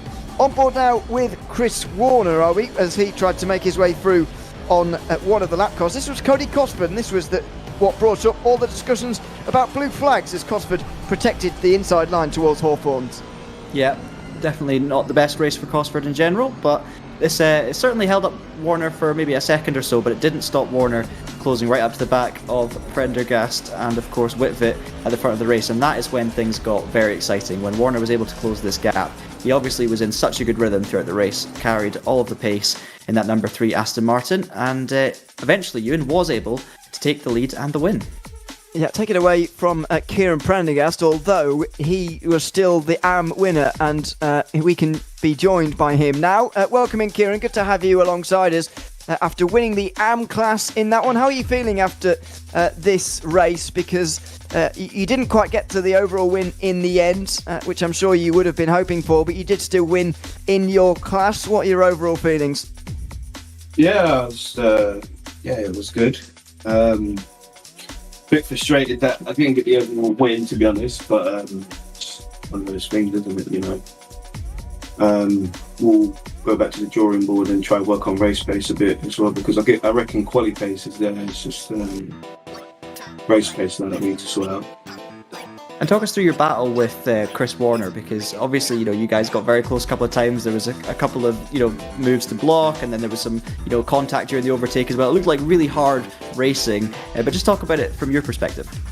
Yeah, it was aggressive racing, to be honest. It was hard but fair as well. So that's how I like to race as well. So I enjoyed it. Kind hopefully in the next season, you know, we can improve on, like I said, race pace and make sure that we don't have to get ourselves in those situations anymore. Well, it was still a class win for you, Kieran. Congratulations on that, and thanks very much for coming to chat to us tonight as well. Right, cheers, thank you. Thanks very much, Kieran Prendergast there, the race winner in the AM class here tonight. We're going to speak to the race winners and championship winners, but of course Chris Warner comes with a 2-in-1. He wins the overall, the pro, and of course the championship for pro as well. We can be joined by him as well. Chris, welcome in. Good to have you with us again. We speak to you very often after these races. I think it's fair to say it's been a great season for you, but you had to start from the back today. Just what sort of a challenge did you think that would pose for you when you started out this afternoon? I decided pretty early with starting from the back if it was going to be a dry race. I'd done quite a bit of prep in another series for dry running around brands, so it was I felt prepared well, but yeah, I'm just happy to basically confirm the results in the championship here. Yeah, we thoroughly enjoyed watching you make your way through the field, and you know, some battles certainly took a bit longer than others. You know, you had a big battle with Martin Klassen and teammate Ryan Woodrow as well. So just talk us through some of those key moments, because obviously, you know, you had incredible race pace, but it's never easy to overtake around Brands Hatch. So talk me through how you did it. Yeah, 100%. It was very much tricky on some occasions. Definitely with Klassen, it was a good battle. I was really enjoying it. I feel, I don't know the contact that happened, if it was him turning across my nose or if I went in a bit too deep. I've yet to look over. Bit of both. It was a bit of both. It was kind of in the middle. We were both on the fence about it because it was good racing, but yeah, he certainly could have left you a bit of room, and your move was fairly late, but it was definitely culminated in an exciting way. Yeah, I definitely feel like it's one of those things at brands you have to sort of, that's got to be the move to be able to get you past, because quite often than not a 2/10 gap in pace really won't get you past. As well on other tracks, or even if you're a slower car, you have a run with slipstream or whatnot into a heavy braking zone, so it's good to sort of have a look and see how things played out, and yeah, it was just mega fun throughout. And what about your championship season as a whole, Chris? I mean, we've spoken to you a lot. You've won a lot, of course, as well. How have you found the championship as a whole?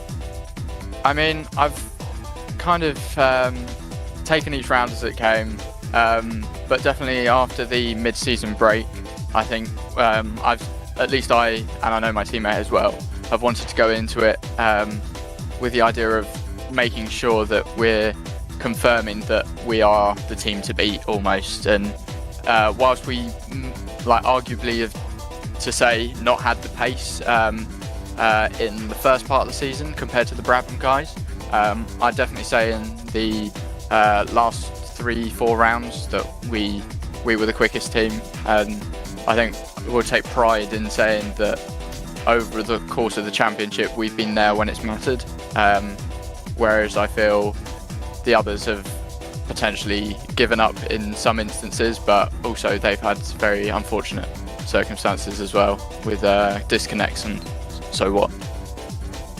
Absolutely. Congratulations on the championship as a whole, Chris, and tonight's race win as well, and we will hopefully catch up with you again soon.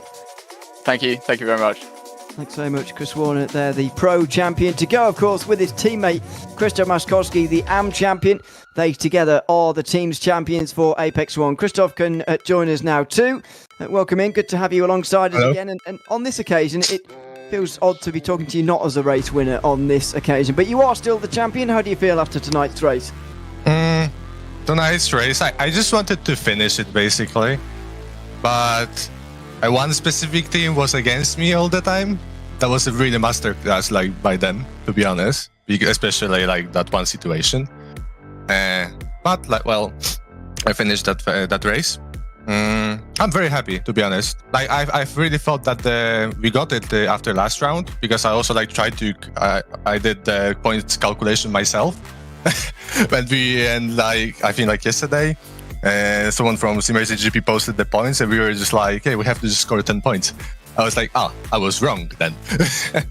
So it was like just Chris was starting last because he just enjoying the track, and well, he won it anyway. And well, I just wanted also to finish the race and score points. I'm really happy about the championship. It really went well. Shame about the first half of the season, and well, I mean, it was still enough. Also a big shame about the Brabant. That would be also a very good fight. But well, it's just also unluck. It's just a sport. It is how it is. And what have you thought of the season as a whole in terms of the structure and the circuits? You know, we obviously are doing the Esports Cup version of the British GT Championship. So there's a lot of things replicated. The different race formats, you're sometimes racing for 1 hour twice, sometimes you're racing for 2 hours with 1 pit stop or 3 pit stops, and obviously you're racing along some of the best circuits in the UK. So, you know, how does this sort of series rank in terms of your enjoyment? Do you like the British circuits? Do you like the mixed formats? I mean, like, I love the mixed. I love the Brit circuits. Apart from Snetterton, I just don't like. I just don't know how. I don't know why I don't like it, even though it's a good track. But because of the nature of the tracks, like some of the races were really hard because 2 hours driving, like 2 hours driving on Spa, it's like completely normal because you're doing this from time to time in endurance races. But doing long stints on track like Brands Hatch, Snetterton, Donington Park, it's very challenging.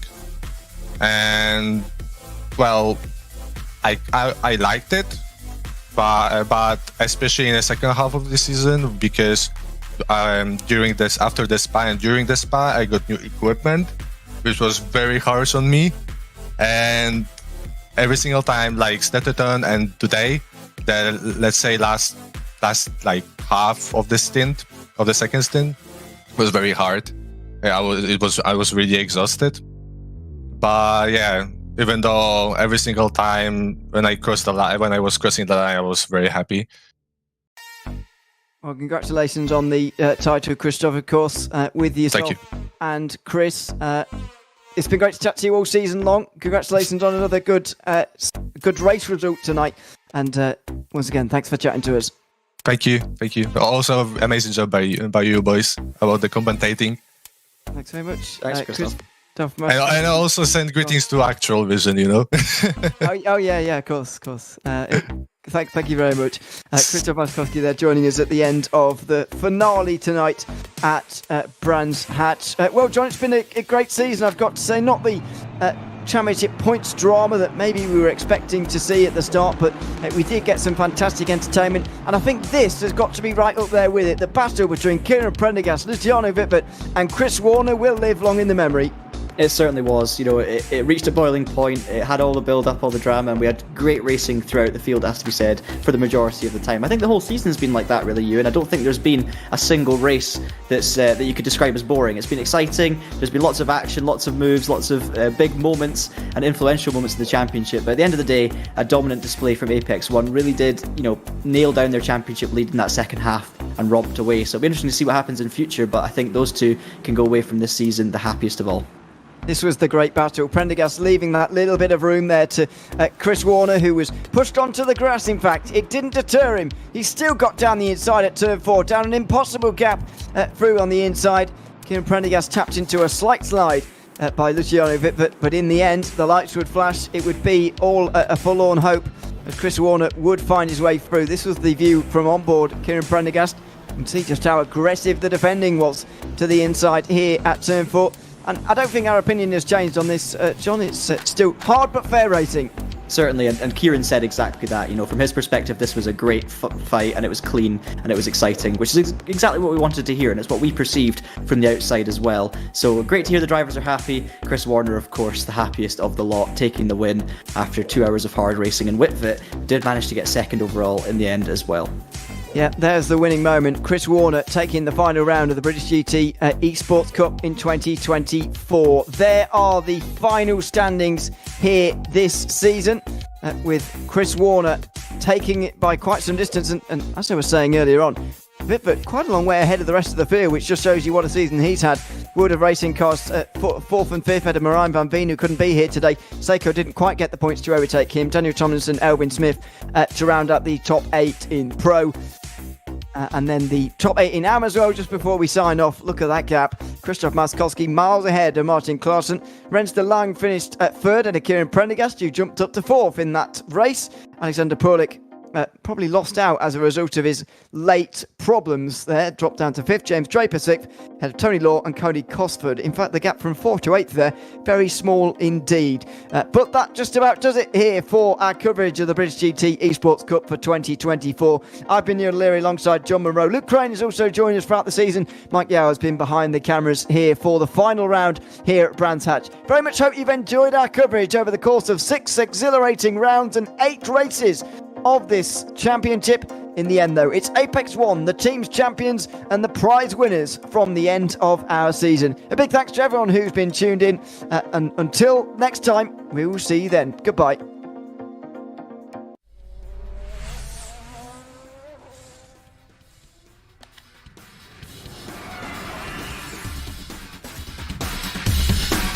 And he gets past all of them as well. What a move for the 48. Oh, look at this, and onto the straight they come.